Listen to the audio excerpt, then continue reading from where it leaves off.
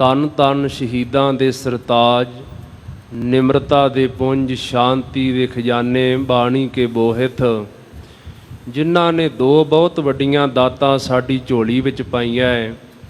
ਇੱਕ ਕੁਰਬਾਨੀ ਦੀ ਦਾਤ ਤੇ ਇੱਕ ਗੁਰਬਾਣੀ ਦੀ ਦਾਤ। ਸਾਹਿਬ ਸ੍ਰੀ ਗੁਰੂ ਅਰਜਨ ਦੇਵ ਮਹਾਰਾਜ ਸੱਚੇ ਪਾਤਸ਼ਾਹ ਜੀ ਦੇ ਪਾਵਨ ਪਵਿੱਤਰ ਜੀਵਨ ਵਿੱਚੋਂ ਸਤਿਗੁਰੂ ਸਾਹਿਬ ਜੀ ਦੇ ਪਾਵਨ ਇਤਿਹਾਸ ਦੀ ਕਥਾ ਚੱਲ ਰਹੀ ਹੈ। ਪਿਛਲੇ ਦਿਨਾਂ ਅੰਦਰ ਆਪ ਸਰਵਣ ਕਰਦੇ ਆ ਰਹੇ ਹੋ। ਦਿੱਲੀ ਦਾ ਬਾਦਸ਼ਾਹ ਜਹਾਂਗੀਰ, ਜਿਸ ਦਾ ਦੀਵਾਨ ਚੰਦੂ ਹੈ, ਆਪਣੀ ਬੱਚੀ ਦੇ ਵਾਸਤੇ ਚੰਗਾ ਵਰ ਘਰ ਯੋਗ ਲੱਭਣ ਵਾਸਤੇ ਉਸ ਸਮੇਂ ਦੀ ਮਰਜ਼ਾਦਾ ਅਨੁਸਾਰ ਇੱਕ ਬ੍ਰਾਹਮਣ ਨੂੰ, ਇੱਕ ਲਾਗੀ ਨੂੰ ਪਾਸ ਬੁਲਾਇਆ, ਕੋਈ ਐਸਾ ਚੰਗਾ ਵਰ ਘਰ ਮੇਰੀ ਬੱਚੀ ਵਾਸਤੇ ਲੱਭੋ। ਉਹ ਦੋਵੇਂ ਚਾਹੁੰਦੇ ਆ ਵੀ ਹੁਣ ਇਹੋ ਜਿਹਾ ਘਰ ਲੱਭੀਏ ਜਿਸ ਦੇ ਨਾਲ ਚੰਦੂ ਦੀ ਸਾਨੂੰ ਬਹੁਤੀ ਖੁਸ਼ੀ ਮਿਲੇ।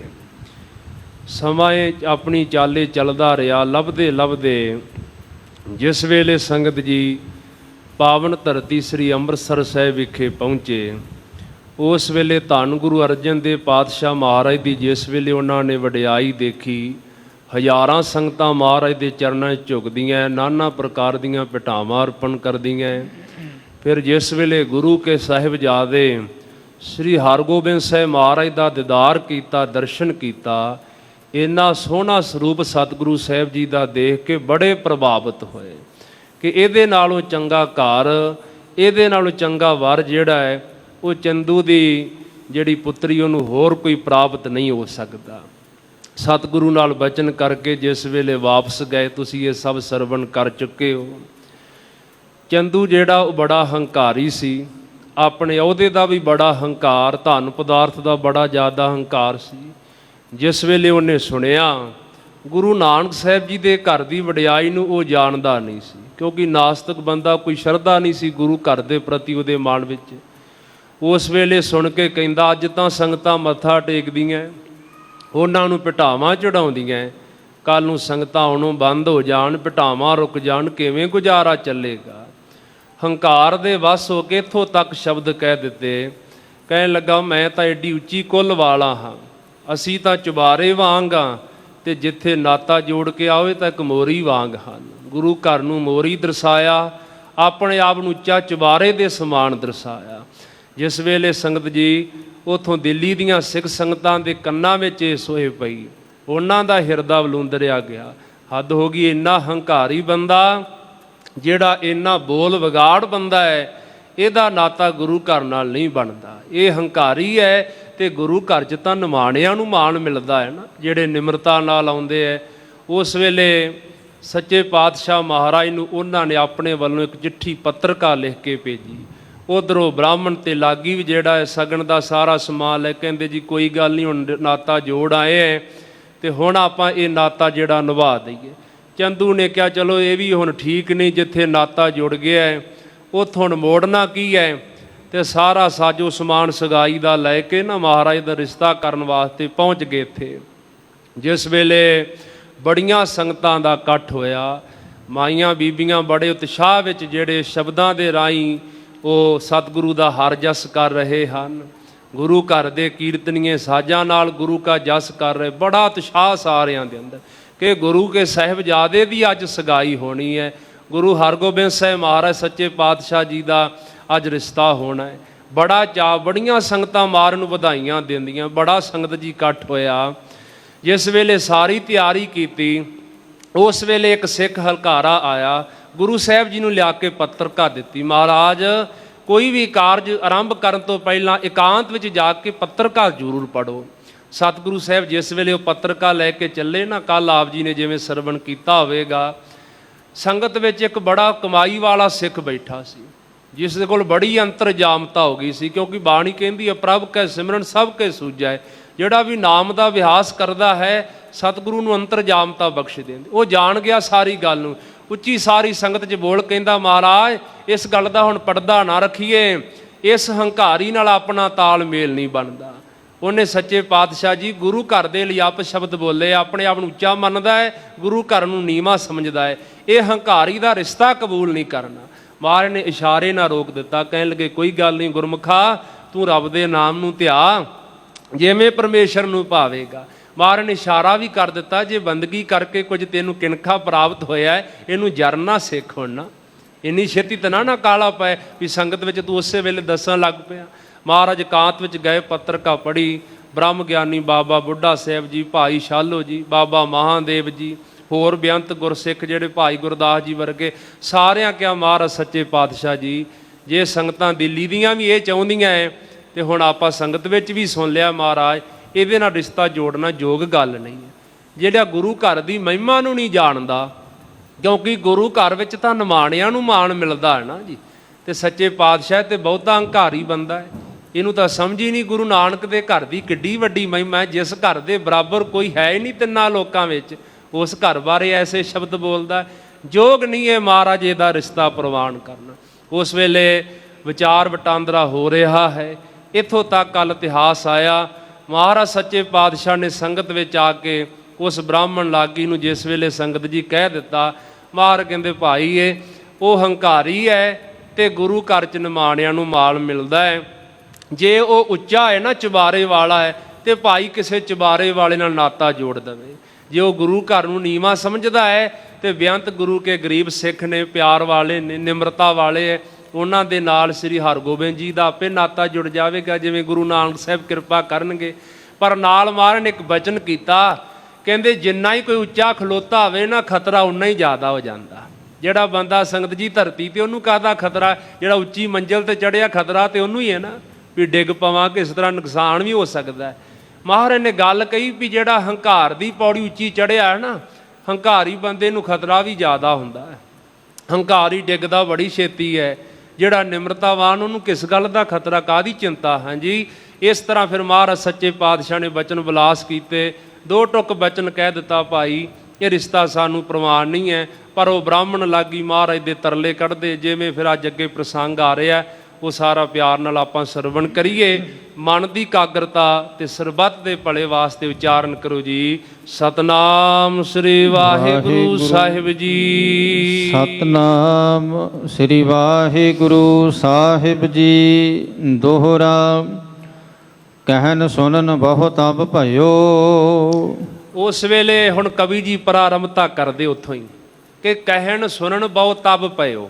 ਬੜਾ ਕੁਝ ਫਿਰ ਕਿਹਾ ਸੁਣਿਆ ਜਾ ਰਿਹਾ ਨਾ, ਕਿਉਂਕਿ ਕਈ ਵਿੱਚ ਸਿੱਖ ਵੀ ਕਹਿਣ ਲੱਗ ਪਏ ਮਹਾਰਾਜ ਚਲੋ ਕੋਈ ਗੱਲ ਨਹੀਂ ਹੈ, ਜੇ ਉਹਨੇ ਕਿਹਾ ਇਸ ਤਰ੍ਹਾਂ ਤੇ ਮਹਾਰਾਜ ਸੱਚੇ ਪਾਤਸ਼ਾਹ ਹੁਣ ਰਿਸ਼ਤਾ ਨਾ ਮੋੜੀਏ, ਆਪਾਂ ਰਿਸ਼ਤਾ ਕਰ ਲਈਏ।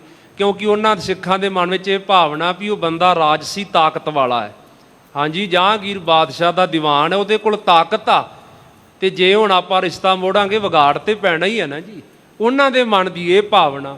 ਪਰ ਜਿਹੜੇ ਗੁਰਮੁਖ ਗੁਰਸਿੱਖ ਮਹਾਰਾਜ ਸੱਚੇ ਪਾਤਸ਼ਾਹ ਨੂੰ ਕਹਿੰਦੇ ਨਹੀਂ ਮਹਾਰਾਜ ਬਿਲਕੁਲ ਆਪਾਂ ਇਹ ਪ੍ਰਵਾਨ ਨਹੀਂ ਕਰਨਾ। ਨਾਲੇ ਸੰਗਤ ਦਾ ਬਚਨ ਆ ਮਹਾਰਾਜ, ਸੰਗਤ ਨੇ ਦਿੱਲੀੋਂ ਦੇਖੋ ਚਿੱਠੀ ਲਿਖ ਕੇ ਆਪਣੇ ਮਨ ਦੀ ਭਾਵਨਾ ਕਹੀ ਹੈ। ਤੋ ਕਵੀ ਜੀ ਕਹਿੰਦੇ ਬਹੁਤ ਕੁਝ ਕਿਹਾ ਸੁਣਿਆ ਜਾ ਰਿਹਾ, ਆਪੋ ਆਪਣੀਆਂ ਵਿਚਾਰਾਂ ਗੁਰੂ ਸਾਹਿਬ ਜੀ ਦੀ ਹਜ਼ੂਰੀ 'ਚ ਰੱਖੀਆਂ ਜਾ ਰਹੀਆਂ ਹਨ ਜੀ। ਠਹਿਰਿਓ ਅੰਤ ਮਤੰਤ। ਬਹੁਤ ਸਾਰੀਆਂ ਵਿਚਾਰਾਂ ਹੋਣ ਤੋਂ ਬਾਅਦ ਕਵੀ ਜੀ ਕਹਿੰਦੇ ਫਿਰ ਇੱਕ ਨਿਰਣਾ ਲਿਆ ਗਿਆ, ਇੱਕ ਅਟਲ ਫੈਸਲਾ ਲਿਆ ਵੀ ਆਹ ਗੱਲ ਜਿਹੜੀ ਹੁਣ ਪੱਕੀ ਕਰਕੇ ਨਿਸ਼ਚਾ ਕਰਕੇ ਮੰਨ ਲਓ। ਨਹਿ ਨਾਤਾ ਹਮ ਲੇ ਹੈ। ਗੁਰੂ ਸਾਹਿਬ ਕਹਿਣ ਲੱਗੇ ਉਸ ਬ੍ਰਾਹਮਣ ਨੂੰ ਤੇ ਲਾਗੀ ਨੂੰ, ਭਾਈ ਉਸ ਚੰਦੂ ਦਾ ਨਾਤਾ ਸਾਨੂੰ ਪ੍ਰਵਾਨ ਨਹੀਂ, ਉਹਦੀ ਬੱਚੀ ਦਾ ਰਿਸ਼ਤਾ ਅਸੀਂ ਨਹੀਂ ਲਵਾਂਗੇ। ਹੰਕਾਰੀ ਕੁਲਵੰਤ। ਇਹਦਾ ਕਾਰਨ ਇਹ ਮਹਾਰਾਜ ਕਹਿੰਦੇ ਉਹਨੂੰ ਹੰਕਾਰ ਬੜਾ, ਆਪਣੀ ਉੱਚੀ ਕੁੱਲ ਦਾ ਹੰਕਾਰ ਹੈ, ਆਪਣੇ ਅਹੁਦੇ ਦਾ ਹੰਕਾਰ ਹੈ, ਆਪਣੀ ਧਨ ਦੌਲਤ ਦਾ ਹੰਕਾਰ ਹੈ। ਇਸ ਕਰਕੇ ਉਸ ਹੰਕਾਰੀ ਦੇ ਨਾਲ ਸਾਡਾ ਤਾਲਮੇਲ ਨਹੀਂ ਬਣਨਾ। ਉਹਦੇ ਹੰਕਾਰ ਕਰਕੇ ਸੱਚੇ ਪਾਤਸ਼ਾਹ ਮਾਰ ਕਹਿੰਦੇ ਵੀ ਅਸੀਂ ਉਹਦਾ ਇਹ ਨਾਤਾ ਪ੍ਰਵਾਨ ਨਹੀਂ ਕਰਾਂਗੇ। ਚੌਪਈ ਦਿਜਨਾਈ ਸੁਨ ਜੁਗਲ ਬਸੂਰਤ। ਇਸ ਵੇਲੇ ਮਹਾਰਾਜ ਨੇ ਭਰੀ ਸੰਗਤ ਵਿੱਚ ਇਹ ਬਚਨ ਕਹੇ ਤੇ ਉਹ ਜਿਹੜਾ ਲਾਗੀ ਤੇ ਬ੍ਰਾਹਮਣ ਸੀ ਨਾ, ਦੋਵੇਂ ਬੜਾ ਝੂਰਨ ਲੱਗ ਪਏ, ਬੜਾ ਉਹਨਾਂ ਦਾ ਚਿਹਰਾ ਉਦਾਸ ਹੋ ਗਿਆ, ਮੂੰਹ ਉਤਰ ਗਿਆ ਵੀ ਇਹ ਕੀ ਬਣ ਗਿਆ ਸੀ, ਤੇ ਬੜਾ ਖੁਸ਼ੀ ਨਾਲ ਕਾਰਜ ਕਰਨ ਵਾਸਤੇ ਆਏ ਸਾਂ। ਜਨ ਚਿੰਤਾ ਇਹ ਧਾਰੀ ਮੂਰਤ। ਬਹੁਤੀ ਜ਼ਿਆਦੀ ਉਹਨਾਂ ਦੇ ਚਿਹਰੇ ਤੇ ਜਿਹੜੀ ਹੈ, ਹਿਰਦੇ 'ਚ ਚਿੰਤਾ ਜਿਹੜੀ ਹੈ ਉਹ ਚੱਲ ਰਹੀ ਹੈ। ਤੇ ਚਿੰਤਾ ਵਾਲੇ ਬੰਦੇ ਦਾ ਚਿਹਰਾ ਆਪਾਂ ਨੂੰ ਪਤਾ ਲੱਗ ਹੀ ਜਾਂਦਾ, ਜਦੋਂ ਉੱਤਰ ਜਾਂਦਾ ਆਪਾਂ ਦੇਖ ਕੇ ਕਹਿੰਦੇ ਵੀ ਕੀ ਗੱਲ ਹੈ, ਬੜਾ ਉਦਾਸ ਹੈ। ਹਿਰਦਾ ਚਿੰਤਾ ਨਾਲ ਭਰਿਆ ਪਿਆ ਹੈ, ਚਿਹਰਾ ਬੜਾ ਬਸੂਰਤ ਹੋ ਗਿਆ, ਬੜੇ ਉਦਾਸ ਹੋ ਗਏ ਹਨ। ਦੋਵੇਂ ਇੱਕ ਦੂਜੇ ਵੱਲ ਦੇਖਦੇ ਵੀ ਇਹ ਕੀ ਬਣ ਗਿਆ ਹੈ। ਕਹਿ ਬਹੁ ਰਹੇ ਨਹੀਂ ਗੁਰ ਮਾਨੀ। ਤੇ ਫਿਰ ਵੀ ਉਹਨਾਂ ਨੇ ਨਾ ਯਤਨ ਕੀਤਾ, ਵਾਰ-ਵਾਰ ਗੁਰੂ ਸਾਹਿਬ ਜੀ ਨੂੰ ਬੇਨਤੀ ਕਰੀ ਜਾਂਦੇ, ਮਹਾਰਾਜ ਸੱਚੇ ਪਾਤਸ਼ਾਹ ਚਲੋ ਜਾਣ ਦਿਓ, ਜਿਹੜੀ ਉਹਦੇ ਕੋਲ ਗੱਲ ਹੋ ਗਈ, ਜੇ ਦੋ ਚਾਰ ਗੱਲਾਂ ਕਹਿ ਬੈਠਾ ਹੈ, ਅਸੀਂ ਮਹਾਰਾਜ ਉਹਦੇ ਵੱਲੋਂ ਮਾਫੀ ਮੰਗ ਲੈਨੇ ਹੈ, ਆਪ ਕਿਰਪਾ ਕਰੋ ਸੱਚੇ ਪਾਤਸ਼ਾਹ ਜੀ। ਇਹ ਹੁਣ ਤਾਂ ਦੇਖੋ ਸਾਰੀ ਸੰਗਤ ਵੀ ਇਕੱਠੀ ਹੋਈ ਹੈ, ਸਾਰੇ ਖੁਸ਼ੀ ਵਿੱਚ ਬੈਠੇ, ਏਡਾ ਵੱਡਾ ਕਾਰਜ ਆਰੰਭ ਹੋਣ ਲੱਗਾ ਸੀ ਤੇ ਮਹਾਰਾਜ ਇਹ ਵਿਗਾੜ ਪੈ ਰਿਹਾ ਹੈ ਤੇ ਕਿਰਪਾ ਕਰਕੇ ਸਾਡੀ ਬੇਨਤੀ ਮੰਨੋ। ਪਰ ਕਵੀ ਜੀ ਕਹਿੰਦੇ ਨਹੀਂ ਗੁਰ ਮਾਨੀ, ਉਹਨਾਂ ਨੇ ਬੜੀਆਂ ਜਿਸ ਵੇਲੇ ਬੇਨਤੀਆਂ ਕੀਤੀਆਂ, ਪਰ ਸੱਚੇ ਪਾਤਸ਼ਾਹ ਨੇ ਉਹਨਾਂ ਦੀ ਕਹੀ ਹੋਈ ਕੋਈ ਗੱਲ ਮੰਨੀ ਨਹੀਂ ਹੈ। ਕਹਿ ਬੋ ਸੰਗਤ ਕੋ ਪ੍ਰੇ ਜਾਨੀ। ਸੱਚੇ ਪਾਤਸ਼ਾਹ ਮਹਾਰਾਜ ਨੇ ਜਿਹੜਾ ਸੰਗਤ ਦਾ ਬਚਨ ਕਿਹਾ ਹੋਇਆ ਨਾ, ਉਹ ਪਿਆਰਾ ਜਾਣਿਆ।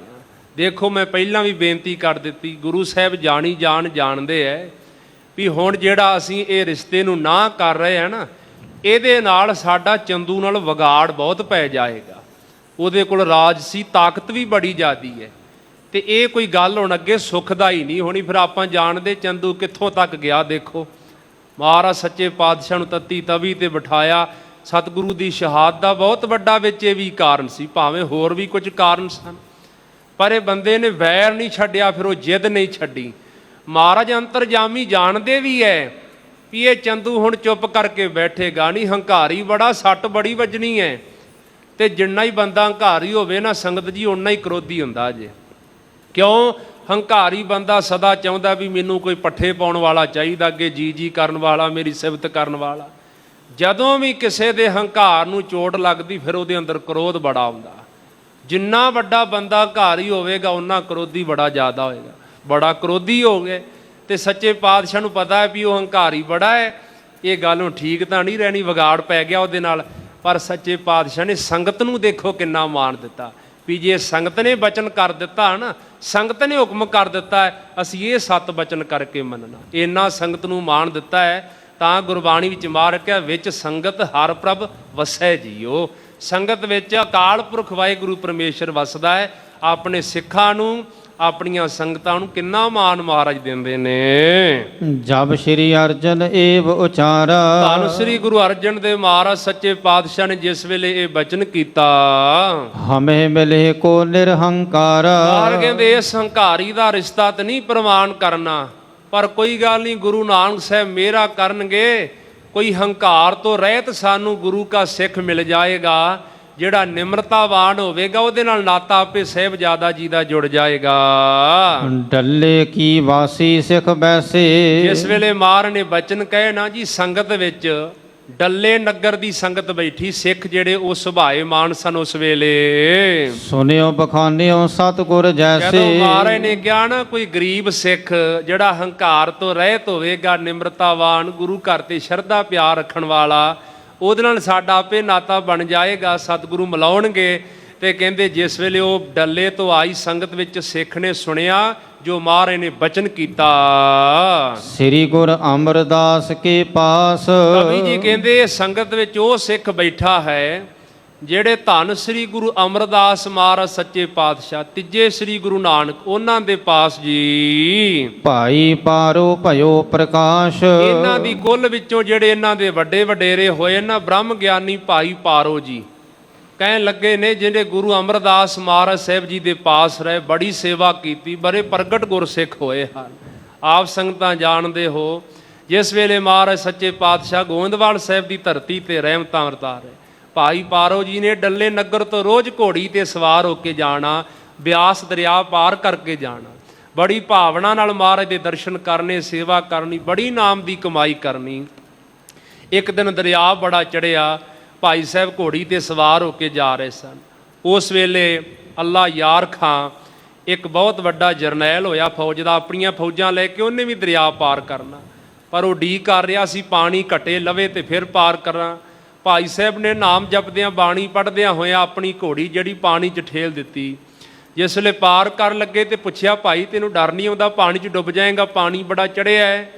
ਕਹਿਣ ਲੱਗੇ ਜਿਸ ਨਾਲ ਮੇਰਾ ਨਾਤਾ ਹੈ ਨਾ, ਉਹ ਡੁੱਬਿਆਂ ਨੂੰ ਤਾਰਨ ਵਾਲਾ, ਉਹ ਡੁੱਬਣ ਨਹੀਂ ਦਿੰਦਾ।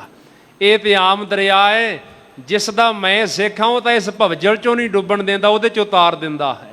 ਜਿਸ ਭਵ 'ਚ ਸਾਰੀ ਦੁਨੀਆ ਡੁੱਬਦੀ ਜਾ ਰਹੀ ਹੈ। ਸਤਿਗੁਰੂ ਤਾਰਨਹਾਰ ਹਨ। ਉਹ ਅੱਲਾ ਯਾਰ ਖਾਂ ਬੜਾ ਪ੍ਰਭਾਵਿਤ ਹੋਇਆ। ਉਹ ਫਿਰ ਭਾਈ ਸਾਹਿਬ ਦੇ ਨਾਲ ਆਇਆ ਤੇ ਫਿਰ ਸਤਿਗੁਰੂ ਸਾਹਿਬ ਜੀ ਦਾ ਉਹ ਗੁਰਸਿੱਖ ਵੀ ਬਣਿਆ। ਤੇ ਜਿਸ ਵੇਲੇ ਮਹਾਰਾਜ ਨੇ ਪ੍ਰਚਾਰਕ ਥਾਪੇ ਨਾ, ਤੇ ਉਹ ਅੱਲਾ ਯਾਰ ਖਾਂ ਨੂੰ ਮਹਾਰਾਜ ਨੇ ਫਿਰ ਪ੍ਰਚਾਰਕ ਥਾਪਿਆ ਤੇ ਨਾਲ ਬਚਨ ਕੀਤਾ। ਕਹਿਣ ਲੱਗੇ, ਭਾਈ ਪਾਰੋ ਜੀ ਤੁਸੀਂ ਸਾਡੇ ਅੱਜ ਤੋਂ ਪਰਮਹੰਸ ਗੁਰਸਿੱਖ ਹੋ। ਪਰਮਹੰਸ ਦੀ ਉਪਾਧੀ ਮਹਾਰਾਜ ਸਾਹਿਬ ਜੀ ਨੇ ਉਹਨਾਂ ਨੂੰ ਦੇਖੋ ਬਖਸ਼ਿਸ਼ ਕੀਤੀ। ਤੇ ਨਾਲ ਮਹਾਰਾਜ ਨੇ ਉਹਨਾਂ ਨੂੰ ਬਚਨ ਵੀ ਕੀਤਾ ਸੀ। ਕਹਿੰਦੇ ਭਾਈ ਸਾਹਿਬ ਇੱਕ ਦਿਨ ਸਮਾਂ ਆਵੇਗਾ, ਗੁਰੂ ਘਰ ਦੇ ਨਾਲ ਤੁਹਾਡੀ ਕੁੱਲ ਵਿੱਚੋਂ ਨਾਤਾ ਜੁੜੇਗਾ। ਇਹ ਭਾਈ ਪਾਰੋ ਦੀ ਕੁੱਲ ਵਿੱਚੋਂ ਸੀ ਜਿਹੜਾ ਸਿੱਖ ਉੱਥੇ ਬੈਠਾ ਹੋਇਆ ਹੈ। ਜਨਮਿਓ ਤਿਸ ਕੇ ਬੰਸ ਮਝਾਰੇ, ਭਾਈ ਪਾਰੋ ਜੀ ਦੀ ਕੁੱਲ ਵਿੱਚ ਇਸ ਦਾ ਜਨਮ ਹੋਇਆ ਹੈ ਜੀ। ਨਾਮ ਨਰਾਇਣ ਦਾਸ ਉਚਾਰੇ, ਕਵੀ ਜੀ ਕਹਿੰਦੇ ਜਿਸ ਦਾ ਨਾਮ ਨਰਾਇਣ ਦਾਸ ਜੀ ਹੈ। ਕਿਰਪਾ ਦ੍ਰਿਸ਼ਟ ਸਿੱਖਨ ਦਿਸ਼ ਜਾਨੀ, ਇਸ ਵੇਲੇ ਨੇ ਜਾਣਿਆ ਨੇ ਕਿ ਮਹਾਰਾਜ ਤਾਂ ਹੁਣ ਕਿਰਪਾ ਦੀ ਦ੍ਰਿਸ਼ਟੀ ਸਿੱਖਾਂ ਉੱਤੇ ਕਰ ਰਹੇ ਹਨ, ਕਿ ਚਾਹੁੰਦੇ ਨੇ ਵੀ ਸਿੱਖਾਂ ਵਿੱਚੋਂ ਕੋਈ ਉੱਠ ਕੇ ਨਾਤਾ ਜੋੜੇ। ਨਿਜ ਮਨ ਮੈਂ ਗਿਣਤੀ ਤਬ ਠਾਨੀ, ਇਹਦੇ ਨੇ ਆਪਣੇ ਮਨ ਵਿੱਚ ਇਹ ਗਿਣਤੀ ਭਾਵ ਵਿਚਾਰ ਕਰਨੀ ਸ਼ੁਰੂ ਕਰ ਦਿੱਤੀ ਹੈ। ਸੁਤਾ ਸਪਤ ਸੰਮਤ ਕੀ ਮੇਰੀ, ਕਹਿਣ ਲੱਗੇ ਮੇਰੇ ਘਰ ਵਿੱਚ ਵੀ ਤਾਂ ਗੁਰੂ ਪ੍ਰਮਾਤਮਾ ਨੇ ਇੱਕ ਪੁੱਤਰੀ ਬਖਸ਼ੀ ਹੈ, ਧੀ ਬਖਸ਼ੀ ਹੈ, ਜਿਸ ਦੀ ਆਰਜਾ ਇਸ ਸਮੇਂ ਤਕਰੀਬਨ ਕੋਈ 7 ਸਾਲ ਦੀ ਹੈ। ਨਾਤਾ ਦਿਓ ਜੇ ਨਹਿ ਗੁਰ ਫੇਰੀ, ਜੇ ਸੱਚੇ ਪਾਤਸ਼ਾਹ ਕਿਰਪਾ ਕਰਨ ਮੇਰਾ ਇਹ ਕਿਹਾ ਹੋਇਆ ਬਚਨ ਮੋੜਨ ਨਾ, ਤੇ ਮੈਂ ਆਪਣੀ ਬੱਚੀ ਦਾ ਨਾਤਾ ਜੋੜ ਦੇਣਾ ਹਾਂ ਜੀ। ਨਿਰਹੰਕਾਰ ਗਰੀਬ ਜੇ ਹੋਏ, ਕਿਉਂਕਿ ਸੱਚੇ ਪਾਤਸ਼ਾਹ ਮਹਾਰਾਜ ਨੇ ਆਪ ਕਿਹਾ ਕਿ ਜਿਹੜਾ ਬੰਦਾ ਨਿਰਹੰਕਾਰ ਹੋਵੇਗਾ, ਹੰਕਾਰ ਤੋਂ ਰਹਿਤ, ਨਿਮਰਤਾਵਾਨ, ਤੇ ਭਾਵੇਂ ਗਰੀਬ ਵੀ ਹੋਵੇ, ਦੇ ਨਾਤਾ ਹਮ ਲੈ ਹੈ ਸੋਏ, ਉਹ ਵੀ ਜੇ ਸਾਡੇ ਨਾਲ ਨਾਤਾ ਜੋੜੇਗਾ ਆਪਣੀ ਬੱਚੀ ਦਾ ਸਾਹਿਬਜ਼ਾਦਾ ਜੀ ਦੇ ਨਾਲ, ਤੇ ਅਸੀਂ ਪ੍ਰਮਾਣ ਕਰ ਲਵਾਂਗੇ। ਇਵ ਸ਼੍ਰੀ ਗੁਰ ਨੇ ਬਾਕ ਬਖਾਨਾ, ਤੇ ਹੁਣੇ ਹੀ ਗੁਰੂ ਅਰਜਨ ਦੇਵ ਮਹਾਰਾਜ ਸਾਹਿਬ ਜੀ ਨੇ ਸੰਗਤ ਵਿੱਚ ਇਹ ਬਚਨ ਕਿਹਾ ਹੈ। ਸਫਲ ਹੈ ਸੋਏ ਹੋਏ ਨਹਿ ਹਾਨਾ, ਤੇ ਮਹਾਰਾਜ ਦਾ ਕਿਹਾ ਬਚਨ ਸਫਲ ਹੋਣਾ ਚਾਹੀਦਾ, ਇਹ ਨਾਸ਼ ਨਹੀਂ ਹੋਣਾ ਚਾਹੀਦਾ, ਇਸ ਬਚਨ ਦੀ ਹਾਨੀ ਨਹੀਂ ਹੋਣੀ ਚਾਹੀਦੀ।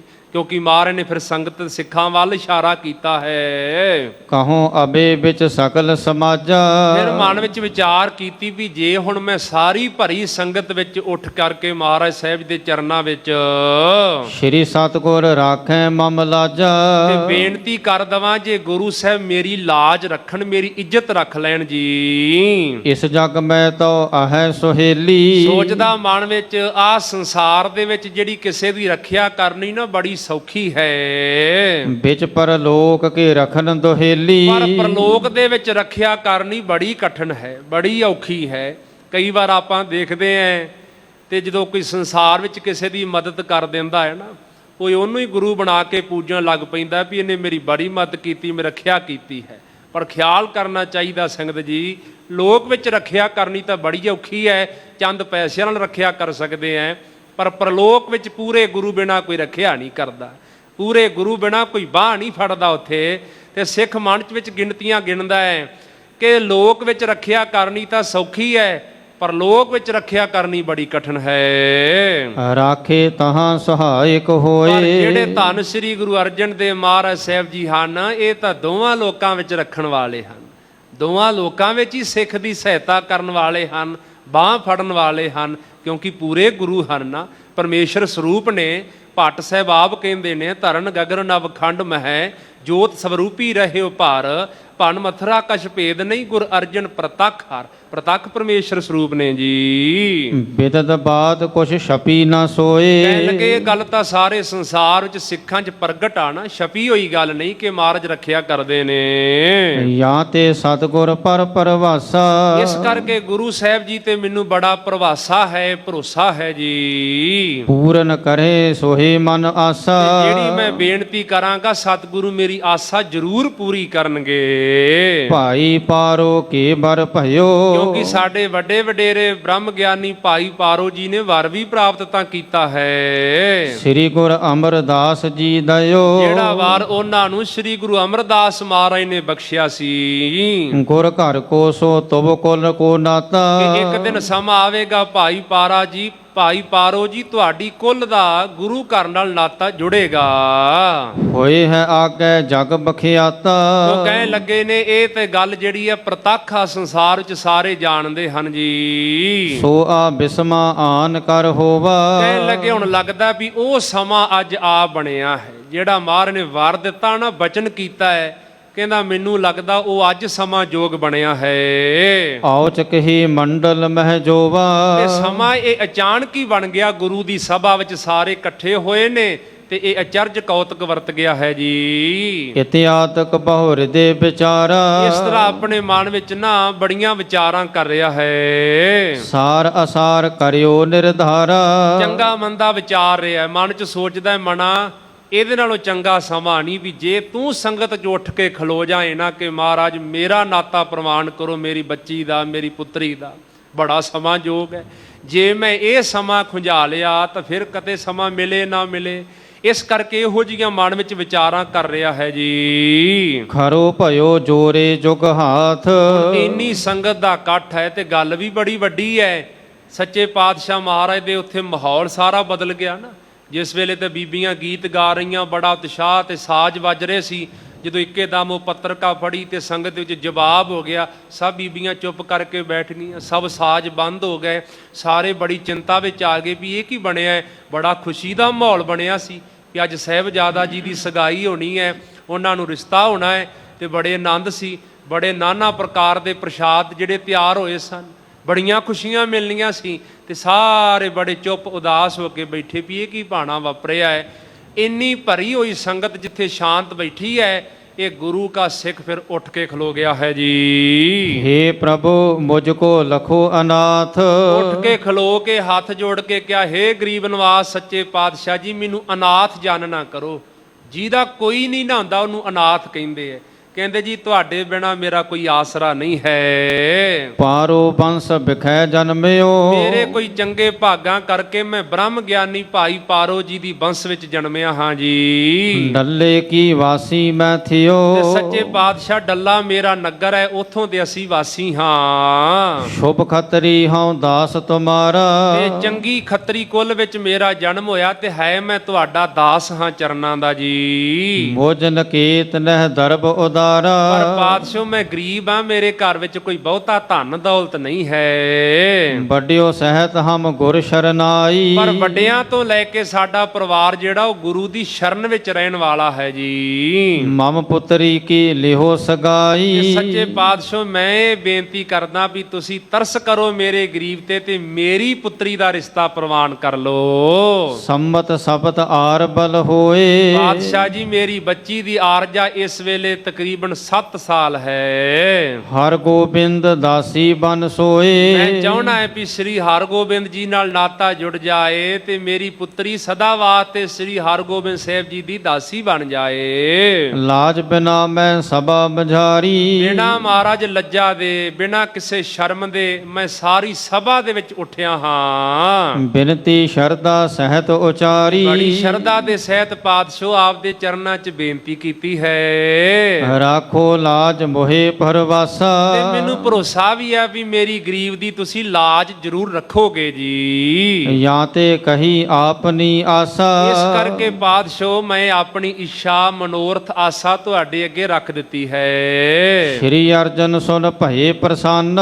ਜਿਉਂ ਹੀ ਗੁਰੂ ਅਰਜਨ ਦੇਵ ਪਾਤਸ਼ਾਹ ਮਹਾਰਾਜ ਨੇ ਸੁਣਿਆ ਤੇ ਸਤਿਗੁਰੂ ਬਹੁਤੇ ਪ੍ਰਸੰਨਤਾ ਦੇ ਘਰ ਵਿੱਚ ਆ ਗਏ। ਭਲੇ ਸਮੇਂ ਬੋਲਿਓ ਸਿੱਖ ਧੰਨ। ਔਰ ਕਹਿੰਦੇ ਉਹ ਭਾਈ ਬੜੇ ਭਲੇ ਸਮੇਂ ਤੇ ਤੂੰ ਬੋਲਿਆ ਏ, ਬੜੇ ਚੰਗੇ ਸਮੇਂ ਨੂੰ ਸੰਭਾਲਿਆ ਈ ਸਿੱਖਾ, ਤੂੰ ਧੰਨ ਹੈ। ਉਤਸਵ ਕੋ ਸਮਾਜ ਬਰ ਜੁਰਿਓ। ਔਰ ਕਹਿੰਦੇ ਦੇਖੋ ਕਿੰਨਾ ਖੁਸ਼ੀ ਵਾਸਤੇ ਉਤਸਵ ਹੋ ਰਿਹਾ ਸੀ ਨਾ, ਸਾਰਾ ਸਾਜੋ ਸਮਾਨ, ਕਿੰਨੇ ਸਾਜ਼ ਵੱਜ ਰਹੇ ਸੀ, ਕਿੰਨੀਆਂ ਖੁਸ਼ੀਆਂ ਹੋ ਰਹੀਆਂ ਸੀ, ਸਾਰੇ ਜੁੜ ਕੇ ਬੈਠੇ ਸਨ ਜੀ। ਸੋ ਤੈ ਨਾਹਿ ਨ ਬਿਰਥਾ ਕਰਿਓ। ਤੇ ਸੱਚੇ ਪਾਤਸ਼ਾਹ ਕਹਿੰਦੇ ਇੱਕੇ ਦਮ ਹੁਣਾ ਭਾਣਾ ਕੌਤਕ ਵਾਪਰਿਆ, ਪਤਾ ਲੱਗ ਗਿਆ ਵੀ ਉਹ ਬੰਦਾ ਹੰਕਾਰੀ ਹੈ। ਪਰ ਸੱਚੇ ਪਾਤਸ਼ਾਹ ਕਹਿੰਦੇ ਬੜਾ ਮੌਕਾ ਸੰਭਾਲਿਆ ਹੀ ਭਾਈ, ਉਹ ਸਾਰੇ ਉਤਸਵ ਨੂੰ ਤੂੰ ਬਿਰਥਾ ਨਹੀਂ ਜਾਣ ਦਿੱਤਾ। ਵੈਸੇ ਤਾਂ ਸਾਰੇ ਚਲੇ ਜਾਂਦੇ ਘਰੋਂ ਘਰੀ ਤਾਂ ਬਿਰਥਾ ਹੀ ਹੋ ਜਾਣਾ ਸੀ ਨਾ, ਸਾਰੀ ਰੰਗ ਵਿੱਚ ਭੰਗਣਾ ਪੈਣ ਵਾਲੀ ਗੱਲ ਹੋ ਜਾਣੀ। ਐਡਾ ਖੁਸ਼ੀ ਦਾ ਉਤਸਵ ਸੀ, ਸਾਰਿਆਂ ਉਦਾਸ ਹੋ ਕੇ ਮੁੜ ਜਾਣਾ ਸੀ। ਮਾਰ ਕਹਿੰਦੇ ਤੂੰ ਬਿਰਥਾ ਨਹੀਂ ਜਾਣ ਦਿੱਤਾ, ਬੜਾ ਮੌਕਾ ਸੰਭਾਲਿਆ ਸਿੱਖਾ। ਮੰਗਲ ਨੌਕਾ ਜਿਉ ਵਿੱਚ ਧਾਰ। ਸੱਚੇ ਪਾਤਸ਼ਾਹ ਮਹਾਰਾਜ ਵੇਖੋ ਕਵੀ ਜੀ ਉਦਾਹਰਨ ਦਿੰਦੇ ਹਨ, ਕਹਿੰਦੇ ਜਿਵੇਂ ਖੁਸ਼ੀ ਰੂਪੀ ਬੇੜੀ ਜਿਹੜੀ ਆ ਨਾ, ਉਹ ਸੋਗ ਰੂਪੀ ਨਦੀ ਦੇ ਵਿੱਚ ਡਾਵਾਂਡੋਲ ਹੋ ਗਈ ਸੀ। ਸੋਗ ਰੂਪੀ ਨਦੀ ਸੀ ਤੇ ਖੁਸ਼ੀ ਰੂਪੀ ਬੇੜੀ ਉਹਦੇ 'ਚ ਡੁੱਬ ਚੱਲੀ ਸੀ, ਕਿਉਂਕਿ ਖੁਸ਼ੀ ਦਾ ਮਾਹੌਲ ਸੀ ਨਾ, ਤੇ ਇੱਕਦਮ ਸਾਰਾ ਸੋਗ ਛਾ ਗਿਆ ਵੀ ਇਹ ਕੀ ਹੋ ਗਿਆ ਜੀ, ਜਵਾਬ ਹੋ ਗਿਆ, ਪਤਾ ਲੱਗ ਗਿਆ ਉਹ ਹੰਕਾਰੀ ਬੰਦਾ ਹੈ, ਹੁਣ ਨਾਤਾ ਨਹੀਂ ਜੁੜਨਾ, ਅੱਜ ਸਗਾਈ ਨਹੀਂ ਹੋਣੀ। ਖੁਸ਼ੀ ਰੂਪੀ ਜਿਹੜੀ ਮਾਰ ਕਹਿੰਦੇ ਬੇੜੀ ਆ, ਉਹ ਸੋਗ ਰੂਪੀ ਗਮ ਰੂਪੀ ਨਦੀ ਵਿੱਚ ਡੁੱਬ ਚੱਲੀ ਸੀ। ਡੂਬਤ ਹੋਤੇ ਲਗਾਈ ਪਾਰ। ਪਰ ਗੁਰੂ ਕਿਹਾ ਸਿੱਖਾ ਤੂੰ ਧੰਨ ਆ, ਤੂੰ ਸਮੇਂ ਨੂੰ ਸੰਭਾਲਿਆ, ਇਸ ਖੁਸ਼ੀ ਰੂਪੀ ਡੁੱਬਦੀ ਬੇੜੀ ਨੂੰ ਤੂੰ ਕੱਢ ਕੇ ਲੈ ਗਿਆ ਹੈ ਜੀ। ਮਹਿਮਾ ਗੁਰ ਸਿੱਖਨ ਕੀ ਮਹਾ। ਮਹਾਰਾਜ ਕਹਿੰਦੇ ਗੁਰੂ ਕੇ ਸਿੱਖਾਂ ਦੀ ਮਹਿਮਾ ਜਿਹੜੀ ਆ ਬਹੁਤ ਮਹਾਨ ਹੈ। ਕੋ ਸਮਤਾ ਕਰ ਸਕੇ ਨਾ ਤਹਾਂ। ਕੋਈ ਦੁਨੀਆ ਦਾ ਬੰਦਾ ਗੁਰੂ ਕੇ ਸਿੱਖਾਂ ਦੀ ਬਰਾਬਰੀ, ਗੁਰੂ ਕੀ ਸੰਗਤ ਦੀ ਬਰਾਬਰੀ ਨਹੀਂ ਕਦੇ ਵਾਸਤੇ ਕਰ ਸਕਦਾ। ਸਤਿਗੁਰ ਕੋ ਸਿੱਖਨ ਸੋ ਮੇਲਾ। ਮਾਰ ਕਹਿੰਦੇ ਨੇ ਅਸਲ ਵਿੱਚ ਤਾਂ ਇਹ ਕੌਤਕ ਹੋ ਗਿਆ, ਪਰ ਗੁਰੂ ਤੇ ਸਿੱਖਾਂ ਦਾ ਹੀ ਸਦਾ ਮੇਲ ਬਣਦਾ ਹੈ। ਗੁਰੂ ਦੇ ਨਾਲ ਤੇ ਸਿੱਖਾਂ ਦਾ ਮੇਲ ਹੀ ਬਣਦਾ ਹੈ, ਤੇ ਸਿੱਖਾਂ ਦਾ ਗੁਰੂ ਨਾਲ ਹੀ ਮੇਲ ਬਣਦਾ ਹੈ ਜੀ। ਸਕਲ ਥਾਨ ਮੈਂ ਹੋਤ ਸੁਹੇਲਾ। ਤੇ ਇਹ ਮੇਲ ਇਹੋ ਜਿਹਾ ਹੈ, ਕਿਤੇ ਵੀ ਹੋਵੇ ਤੇ ਸੁਖਦਾਈ ਹੈ। ਲੋਕ ਵਿੱਚ ਵੀ ਸੁਖ ਤੇ ਪ੍ਰਲੋਕ ਵਿੱਚ ਵੀ ਸੁਖ ਹੈ। ਹੰਕਾਰੀ ਮਨਮੁਖ ਨਰ ਜੋਏ। ਮਾਰ ਕਹਿੰਦੇ ਜਿਹੜੇ ਹੰਕਾਰੀ ਤੇ ਮਨਮੁਖ ਬੰਦੇ ਹਨ ਨਾ ਜੀ, ਸਤਿਗੁਰ ਸੰਗ ਮੇਲ ਨਹਿ ਹੋਏ। ਉਹਨਾਂ ਦਾ ਕਦੇ ਵਾਸਤੇ ਸੰਗਤ ਜੀ ਗੁਰੂ ਨਾਲ ਮੇਲ ਨਹੀਂ ਹੋ ਸਕਦਾ। ਕਿਉਂ? ਆਪਾਂ ਗੁਰਬਾਣੀ ਵੀ ਪੜ੍ਹਦੇ ਆਂ, ਅਨੁਭਾਵੀ ਵੀ ਕਹਿੰਦੇ ਜਿਹੜਾ ਸਾਡਾ ਹਿਰਦਾ ਹੈ ਨਾ ਜੀ, ਇਹਦੇ ਵਿੱਚ ਇੱਕ ਗੱਲ ਹੀ ਟਿਕ ਸਕਦੀ ਹੈ, ਜਾਂ ਇਹਦੇ 'ਚ ਹੰਕਾਰ ਟਿਕ ਸਕਦਾ ਤੇ ਜਾਂ ਨਿਰੰਕਾਰ ਟਿਕ ਸਕਦਾ। ਦੋ ਗੱਲਾਂ ਇਹਦੇ ਵਿੱਚ ਨਹੀਂ ਟਿਕਦੀਆਂ। ਤੇ ਸੱਚ ਜਾਣੋ ਗੁਰਬਾਣੀ ਵਿੱਚ ਮਹਾਰਾਜ ਦੇ ਬਚਨ ਨੇ, ਬੰਦੇ ਦੀਆਂ ਜਿੰਨੀਆਂ ਮਰਜ਼ੀ ਗਲਤੀਆਂ ਭੁੱਲਾਂ ਪਾਪ ਹੋ ਜਾਣ, ਸਤਿਗੁਰੂ ਬਖਸ਼ ਦਿੰਦੇ ਹਨ, ਕਿਉਂਕਿ ਬਖਸ਼ਣਹਾਰ ਉਹਨਾਂ ਦਾ ਬਿਰਧ ਆ। ਪਰ ਇੱਕ ਬੰਦਾ ਸੰਗਤ ਜੀ ਗੁਰੂ ਨੂੰ ਨਹੀਂ ਜੇ ਪਾਉਂਦਾ, ਨਾ ਗੁਰੂ ਨੂੰ ਚੰਗਾ ਲੱਗਦਾ ਹੈ, ਨਾ ਪ੍ਰਮਾਤਮਾ ਨੂੰ ਚੰਗਾ ਲੱਗਦਾ। ਬਾਣੀ ਕਹਿੰਦੀ ਹਰਜੂ ਅਹੰਕਾਰ ਨਾ ਭਾਵਈ, ਵੇਦ ਕੂਗ ਸੁਣਾਵੇ। ਪ੍ਰਮਾਤਮਾ ਨੂੰ, ਗੁਰੂ ਨੂੰ ਬੰਦੇ ਦਾ ਹੰਕਾਰ ਨਹੀਂ ਜੇ ਪਾਉਂਦਾ। ਹੰਕਾਰੀ ਬੰਦਾ ਤੇ ਆਮ ਲੋਕਾਂ ਨੂੰ ਨਹੀਂ ਚੰਗਾ ਲੱਗਦਾ। ਹੰਕਾਰੀ ਤੋਂ ਤੇ ਆਪਾਂ ਉਸੇ ਵੇਲੇ ਪਾਸਾ ਕਰਦੇ, ਬੰਦਾ ਹੰਕਾਰੀ ਹੈ ਜੀ, ਹੰਕਾਰ ਦੀਆਂ ਗੱਲਾਂ ਕਰੀ ਜਾਂਦਾ, ਲੋਕੀ ਪਾਸਾ ਕਰ ਲੱਗ ਪੈਂਦੇ।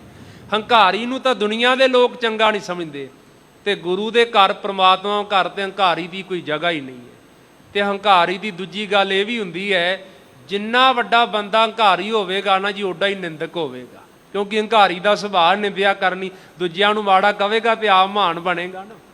ਨਿੰਦਕ ਹੰਕਾਰੀ ਹੁੰਦਾ ਹੈ ਤੇ ਹੰਕਾਰੀ ਬਹੁਤ ਵੱਡਾ ਨਿੰਦਕ ਹੁੰਦਾ ਹੈ। ਆਪਾਂ ਰੋਜ਼ ਸਤਿਗੁਰੂ ਦਾ ਇਹ ਬਚਨ ਪੜ੍ਹਦੇ ਆਂ, ਗੁਰੂ ਦੇ ਚਰਨਾਂ 'ਚ ਕਿੰਨਾ ਵੀ ਪਾਪੀ ਬੰਦਾ ਆ ਜੇ, ਡਿੱਗ ਪਵੇ ਤੇ ਗੁਰਬਾਣੀ ਕਹਿੰਦੀ ਹੈ ਜੋ ਸ਼ਰਨ ਆਵੇ ਤੇ ਸਕੰਠ ਲਾਵੇ, ਇਹ ਬਿਰਧ ਸੁਆਮੀ ਸੰਦਾ। ਪਰ ਇੱਕ ਹੰਕਾਰੀ ਤੇ ਨਿੰਦਕ ਬੰਦਾ, ਜਿਹਦੇ 'ਚ ਇਹ ਦੋ ਔਗਣ ਆ ਨਾ, ਜਦੋਂ ਗੁਰੂ ਦੇ ਕੋਲ ਆਉਂਦਾ ਹੈ, ਪ੍ਰਮਾਤਮਾ ਦੇ ਘਰ ਆਉਂਦਾ ਹੈ, ਤੇ ਮਹਾਰਾਜ ਉਹਦੇ ਲਈ ਪਿੱਠ ਕਰ ਲੈਂਦੇ ਹਨ। ਬਾਣੀ ਕਹਿੰਦੀ ਆ ਅਹੰਕਾਰੀਆਂ ਨਿੰਦਕਾਂ ਪਿੱਠ ਦੇ, ਨਾਮ ਦਿਓ ਮੁਖ ਲਾਇਆ। ਹਉਮੈ ਨਾਵੇ ਨਾਲ ਵਿਰੋਧ ਹੈ, ਦੋਏ ਨਾ ਵਸੇ ਇਕਠਾਏ। ਹਉਮੈ ਵਿੱਚ ਸੇਵਨਾ ਹੋਵੇ ਤਾਂ ਮਨ ਬਿਰਥਾ ਜਾਏ। ਹੰਕਾਰੀ ਬੰਦਾ ਪ੍ਰਮਾਤਮਾ ਤੇ ਗੁਰੂ ਨੂੰ ਕਦੇ ਵਾਸਤੇ ਪਾਉਂਦਾ ਨਹੀਂ ਹੈ। ਇੱਥੇ ਤਾਂ ਹਮੇਸ਼ਾ ਨਿਮਾਣਿਆਂ ਨੂੰ ਮਾਣ ਮਿਲਦਾ ਹੈ, ਨਿਮਰਤਾ ਵਾਲਿਆਂ ਨੂੰ ਮਾਣ ਮਿਲਦਾ ਹੈ, ਜਿਨ੍ਹਾਂ ਦਾ ਹਿਰਦਾ ਗਰੀਬੀ ਨਾਲ ਭਰਿਆ ਰਹਿੰਦਾ ਹੈ।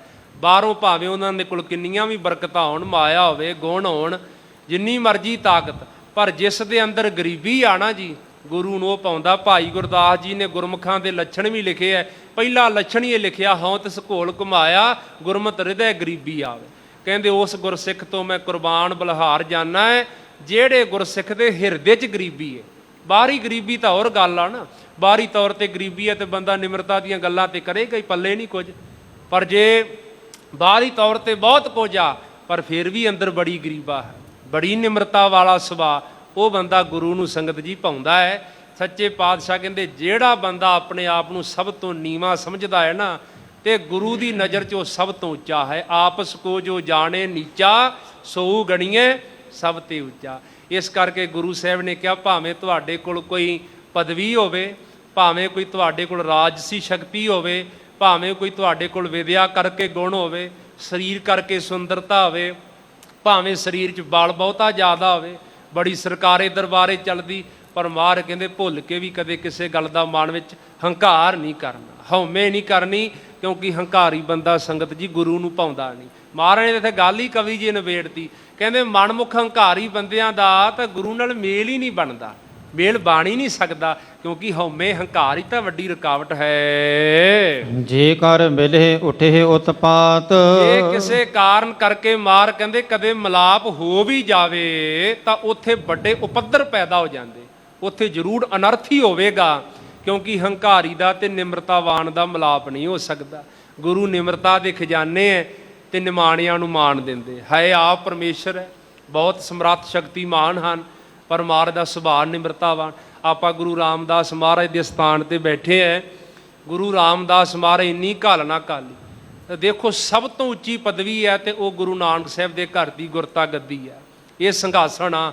ਤੇ ਜਿਸ ਵੇਲੇ ਗੁਰੂ ਅਮਰਦਾਸ ਮਹਾਰਾਜ ਨੇ ਇਸ ਸਿੰਘਾਸਣ ਤੇ ਮਹਾਰਾਜ ਨੂੰ ਸੁਭਾਏਮਾਨ ਕਰਕੇ ਮੱਥਾ ਟੇਕਤਾ ਨਾ, ਨਮਸਕਾਰ ਕਰਤੀ, ਦੁਨੀਆ ਦੀ ਸਭ ਤੋਂ ਉੱਚੀ ਪਦਵੀ ਤੇ ਗੁਰੂ ਰਾਮਦਾਸ ਮਹਾਰਾਜ ਸੱਜ ਗਏ। ਤੇ ਵੇਖੋ ਸਾਨੂੰ ਜੁਗਤੀ ਸਿਖਾਈ, ਉਸ ਪਦਵੀ ਤੇ ਸੱਜ ਕੇ ਮਹਾਰਾਜ ਕੀ ਕਹਿੰਦੇ, ਜੋ ਹਮਰੀ ਬਿਦ ਹੋਤੀ ਮੇਰੇ ਸਤਿਗੁਰਾ, ਸਾ ਬਿਦ ਹਰ ਤੁਮ ਜਾਣੋ ਆਪੇ, ਹਮ ਰੁਲਤੇ ਫਿਰਤੇ ਕੋਈ ਬਾਤ ਨਾ ਪੁੱਛਤਾ, ਗੁਰ ਸਤਿਗੁਰ ਸੰਗ ਕੀਰੇ ਹਮ ਥਾਪੇ। ਧੰਨ ਧੰਨ ਗੁਰੂ ਨਾਨਕ ਜਨ ਕੇਰਾ, ਜਿਤ ਮਿਲਿਆ ਚੁੱਕੇ ਸਭ ਸੋਗ ਸੰਤਾਪੇ। ਧੰਨ ਗੁਰੂ ਅਰਜਨ ਦੇਵ ਮਹਾਰਾਜ, ਇੰਨੀ ਗੁਰਬਾਣੀ ਸਤਿਗੁਰੂ ਸਾਹਿਬ ਨੇ ਰਚੀ, ਵੱਡਿਆਂ ਸਤਿਗੁਰਾਂ ਦੀ, ਗੁਰਸਿੱਖਾਂ ਦੀ, ਭੱਟਾਂ ਦੀ, ਭਗਤਾਂ ਦੀ ਬਾਣੀ ਇਕੱਤਰ ਕੀਤੀ, 30 ਰਾਗਾਂ 'ਚ ਆਪਣੇ ਕੰਠੋਂ ਬਾਣੀ ਉਚਾਰੀ। ਇੰਨੀ ਬਾਣੀ ਉਚਾਰੀ ਹੈ ਤੇ ਉਚਾਰ ਕੇ ਮਹਾਰਾਜ ਸੱਚੇ ਪਾਤਸ਼ਾਹ ਕਹਿੰਦੇ, ਤੇਰਾ ਕੀਤਾ ਜਾਤੋ ਨਾਹੀ ਮੈਨੋ ਜੋ ਕਿਤੋ, ਮੈਂ ਨਿਰਗੁਣ ਆਰੇ ਉਹ ਗੁਣ ਨਾਹੀ ਆਪੇ ਤਰਸ ਪਿਓ। ਕਿੰਨੀ ਨਿਮਰਤਾ ਦੇ ਖਜ਼ਾਨੇ, ਤੇ ਗੁਰੂ ਨੂੰ ਤਾਂ ਨਿਮਰਤਾ ਵਾਲੇ ਹੀ ਪਾਉਣਗੇ ਨਾ। ਜੇ ਸਾਡੇ 'ਚ ਤਾਂ ਗੁਣ ਵੀ ਕੋਈ ਨਹੀਂ ਹੈ ਤੇ ਫਿਰ ਆਪਾਂ ਕਿਸ ਗੱਲ ਦਾ ਮਾਣ ਕਰਨਾ। ਸੱਚੇ ਪਾਤਸ਼ਾਹ ਮਹਾਰਾਜ ਕਹਿੰਦੇ, ਨਾਨਕ ਤੇ ਨਾਰ ਅਸਲ ਖਾਰ, ਜੇ ਬਿਨ ਗੁਣ ਗਰਭ ਕਰਨ। ਅਸਲ ਵਿੱਚ ਮਹਾਰਾਜ ਕਹਿੰਦੇ ਉਹ ਅਸਲੀ ਖੋਤੇ ਗਧੇ ਐ, ਬਿਨਾਂ ਗੁਣਾਂ ਤੋਂ ਹੰਕਾਰ ਚੁੱਕੀ ਫਿਰਦੇ ਹਉਮੈ ਵਿੱਚ।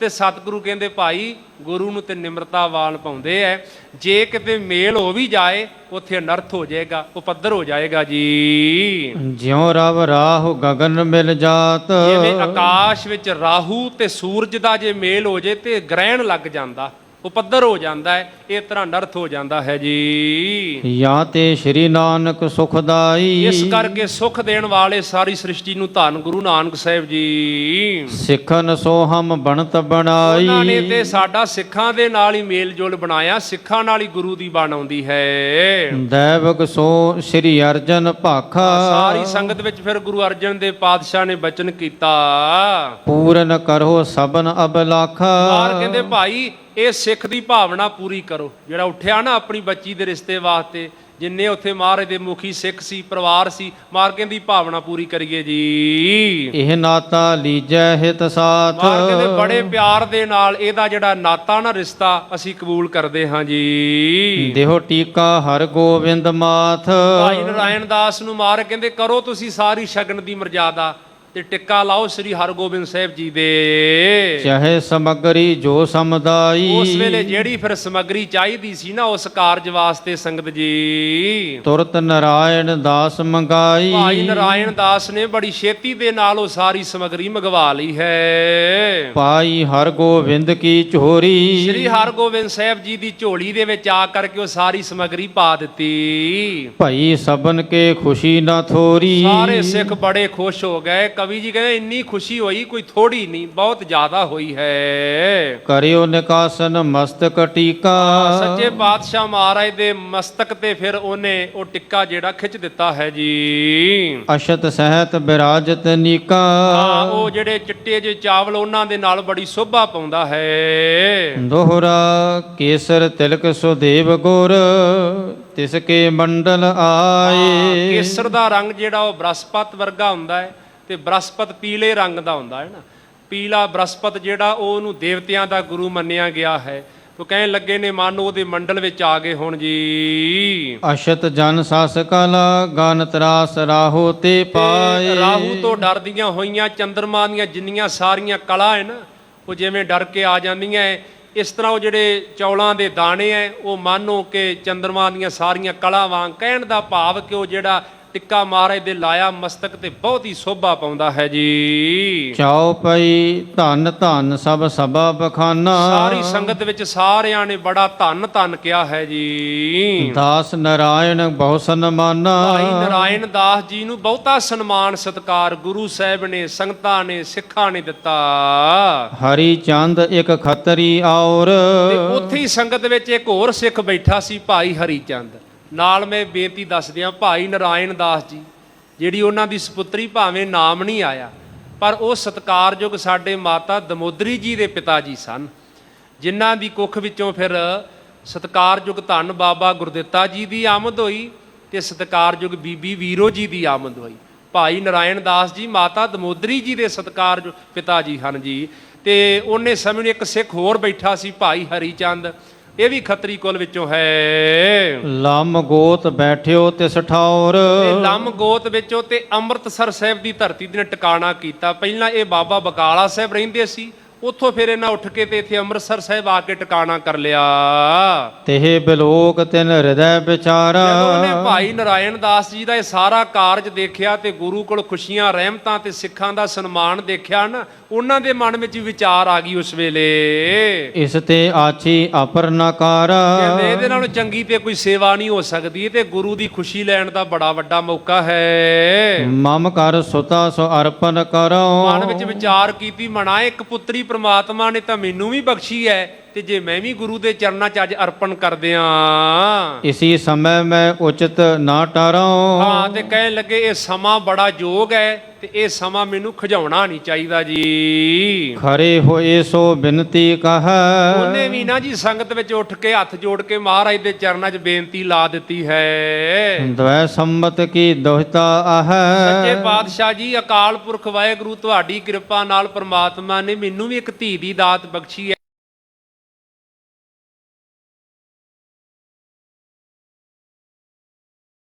ਚਾਹੁੰਦਾ ਸੱਚੇ ਪਾਤਸ਼ਾਹ ਜੀ, ਜਿਵੇਂ ਭਾਈ ਨਾਰਾਇਣ ਦਾਸ ਜੀ ਦਾ ਰਿਸ਼ਤਾ ਤੁਸੀਂ ਕਬੂਲ ਕੀਤਾ ਹੈ, ਤੇ ਪਾਤਸ਼ਾਹ ਮੈਂ ਵੀ ਆਪਣੀ ਬੱਚੀ ਜਿਹੜੀ ਆ ਤੁਹਾਡੇ ਘਰ ਨਾਲ ਨਾਤਾ ਜੋੜ ਕੇ ਅਰਪਣ ਕਰਨੀ ਚਾਹੁੰਦਾ ਹਾਂ। ਹਰ ਗੋਬਿੰਦ ਕੀ ਬਨ ਹੈ ਦਾਸੀ, ਮੈਂ ਚਾਹੁੰਦਾ ਕਿ ਸ੍ਰੀ ਹਰਗੋਬਿੰਦ ਜੀ ਨਾਲ ਨਾਤਾ ਜੁੜ ਜਾਏ ਤੇ ਸਦਾ ਵਾਸਤੇ ਉਹਨਾਂ ਦੀ ਦਾਸੀ ਬਣ ਜਾਏ। ਆਪ ਅਨਾਥਨ ਕੇ ਹੋ ਨਾਥ, ਆਪ ਤਾਂ ਮਹਾਰਾਜ ਸੱਚੇ ਪਾਤਸ਼ਾਹ ਅਨਾਥਾਂ ਦੇ, ਗਰੀਬਾਂ ਦੇ ਸੁਆਮੀ ਮਾਲਕ ਹੋ ਜੀ। ਜਾਂ ਤੇ ਕਹੋ ਜੋਰ ਜੁਗ ਹਾਥ, ਇਸ ਕਰਕੇ ਪਾਤਸ਼ਾਹ ਤੁਹਾਡੇ ਚਰਨਾਂ 'ਚ ਹੱਥ ਜੋੜ ਕੇ ਬੇਨਤੀ ਕਰਦਾ ਹਾਂ, ਕੀਜੈ ਅੰਗੀਕਾਰ ਸਗਾਈ, ਮੇਰੀ ਇਹ ਸਗਾਈ, ਮੇਰੀ ਬੱਚੀ ਦਾ ਰਿਸ਼ਤਾ ਕਬੂਲ ਕਰੋ ਤੇ ਮਹਾਰਾਜ ਸੱਚੇ ਪਾਤਸ਼ਾਹ ਜੀ ਅੰਗੀਕਾਰ ਕਰੋ ਜੀ। ਮਨ ਬਚ ਕਰਮ ਤੇ ਮੈਂ ਸ਼ਰਨਾਈ, ਮੈਂ ਮਨ ਬਾਣੀ ਸਰੀਰ ਕਰਕੇ ਪਾਤਸ਼ਾਹ ਤੁਹਾਡੀ ਸ਼ਰਨ ਵਿੱਚ ਆਇਆ, ਤਰਲਾ ਕਰਦਾ ਹਾਂ। ਸ਼੍ਰੀ ਅਰਜਨ ਸੁਣ ਕੇ ਸਿੱਖ ਬਿਨਤੀ, ਜਦੋਂ ਬਹੁਤੇ ਪਿਆਰ ਨਾਲ ਸਿੱਖ ਨੇ ਬੇਨਤੀ ਕੀਤੀ ਨਾ ਜੀ, ਮਹਾਰਾਜ ਸੱਚੇ ਪਾਤਸ਼ਾਹ ਨੇ ਉਹਨਾਂ ਦੀ ਬੇਨਤੀ ਸੁਣੀ।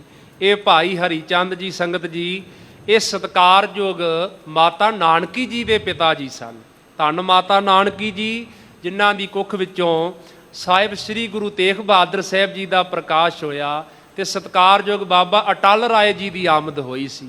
ਉਹਨਾਂ ਦੇ ਸਤਿਕਾਰਯੋਗ ਪਿਤਾ ਜੀ ਸਨ। ਭਾਵ ਨਾਨਕੀ ਜੀ ਵਾਸਤੇ ਬੇਨਤੀ ਕੀਤੀ ਉੱਠ ਕੇ, ਤੇ ਮਹਾਰਾਜ ਨੇ ਜਿਸ ਵੇਲੇ ਇਹਨਾਂ ਦੀ ਭਾਵਨਾ ਪਿਆਰ ਦੇਖਿਆ, ਭਏ ਪ੍ਰੇਮ ਵਸ ਤਜ ਸਭ ਗਿਣਤੀ, ਸੱਚੇ ਪਾਤਸ਼ਾਹ ਜੀ ਪ੍ਰੇਮ ਦੇ ਵਸ ਵਿੱਚ ਆ ਗਏ। ਫਿਰ ਗਿਣਤੀਆਂ ਵਿਚਾਰਾਂ ਛੱਡ ਦਿੱਤੀਆਂ, ਕਿਉਂਕਿ ਪ੍ਰੇਮ ਦੀ ਡੋਰ ਸਿੱਖ ਨੇ ਪਾ ਲਈ ਨਾ। ਜਦੋਂ ਪ੍ਰੇਮ ਦੀ ਡੋਰ ਕੋਈ ਪਾ ਲੈਂਦਾ ਹੈ ਫਿਰ ਛੁੱਟਣਾ ਬੜਾ ਔਖਾ ਹੋ ਜਾਂਦਾ ਹੈ।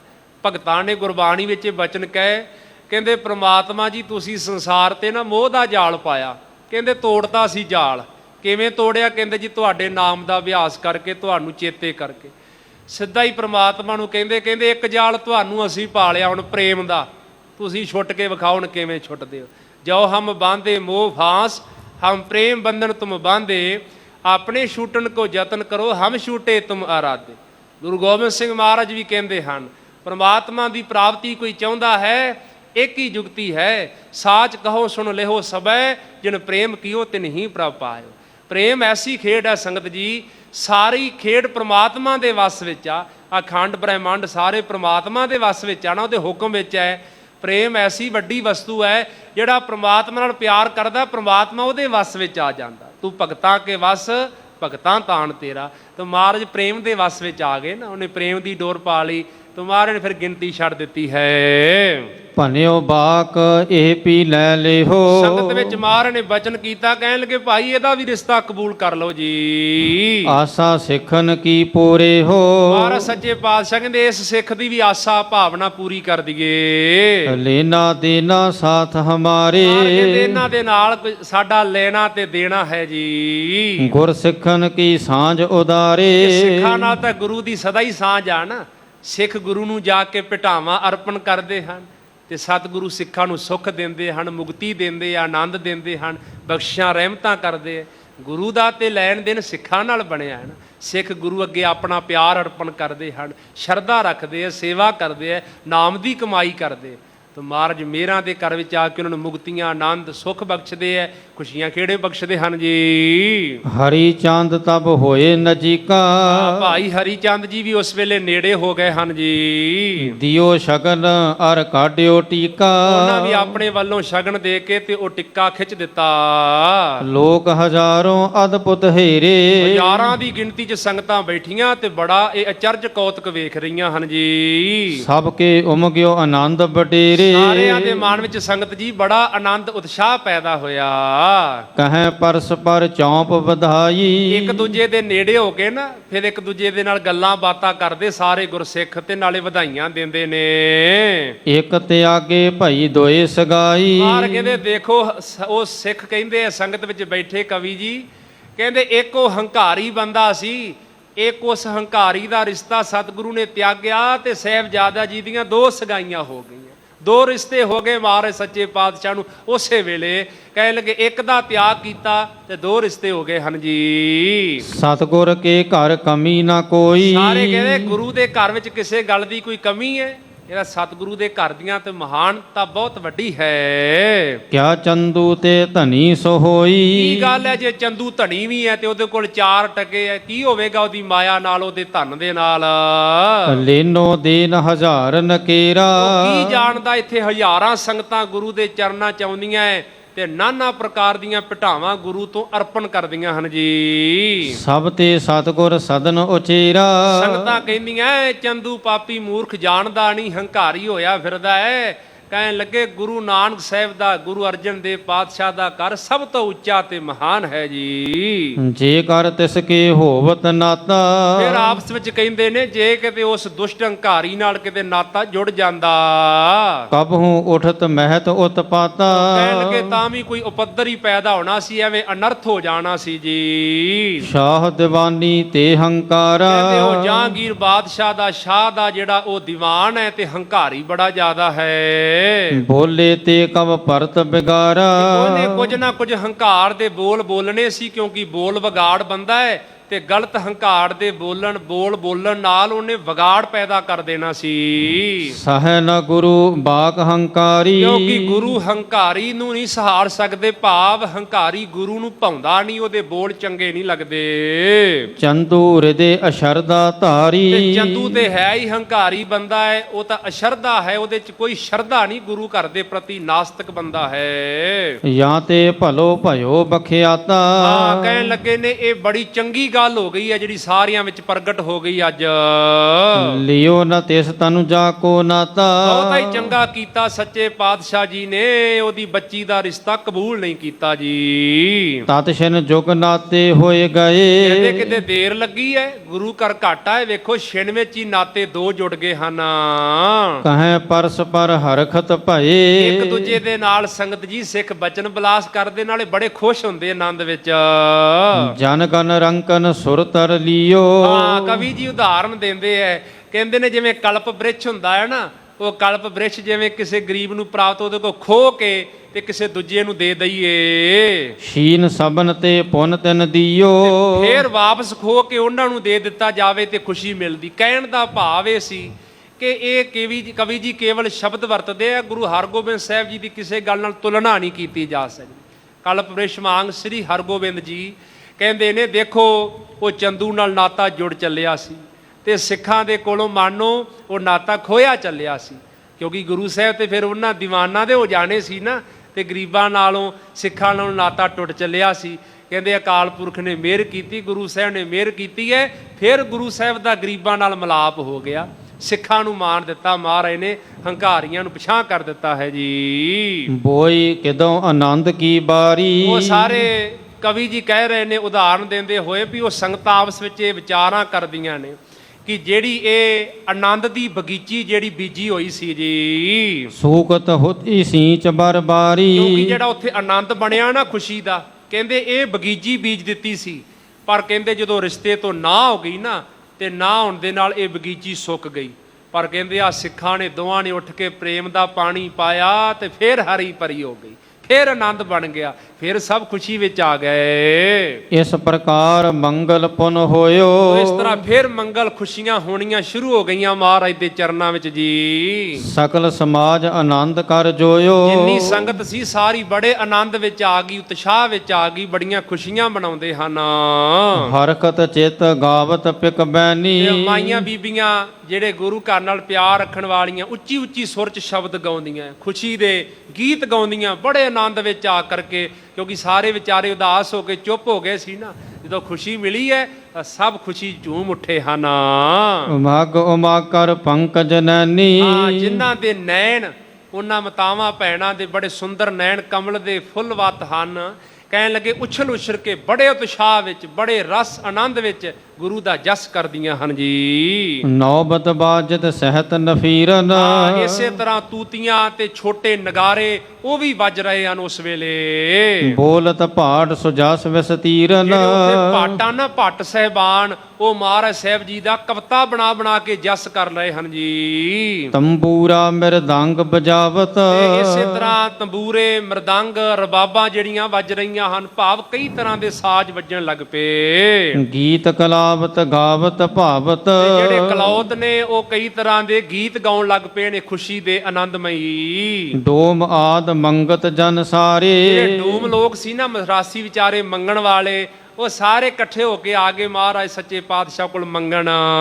ਸਤਿਗੁਰ ਕੋ ਜੈਕਾਰ ਉਚਾਰੇ। ਉਹ ਸਾਰੇ ਇਕੱਠੇ ਹੋ ਕੇ ਨਾ ਮਹਾਰਾਜ ਦੀ ਜੈ ਜੈਕਾਰ ਕਰਦੇ ਹਨ, ਸੱਚੇ ਪਾਤਸ਼ਾਹ ਨੂੰ ਵਧਾਈਆਂ ਦਿੰਦੇ ਹਨ ਜੀ। ਲੈ ਆਇਸ ਤਬ ਉਠੇ ਮਸੰਦ। ਮਹਾਰਾਜ ਬੜੇ ਖੁਸ਼ ਹੋਏ ਤੇ ਸਤਿਗੁਰੂ ਦੇ ਕੋਲ ਆਗਿਆ ਲੈ ਕੇ ਜਿਹੜੇ ਮੁਖੀ ਸੇਵਾਦਾਰ ਸੀ ਨਾ ਮਸੰਦ ਜੀ, ਉਹ ਉੱਠੇ ਹਨ।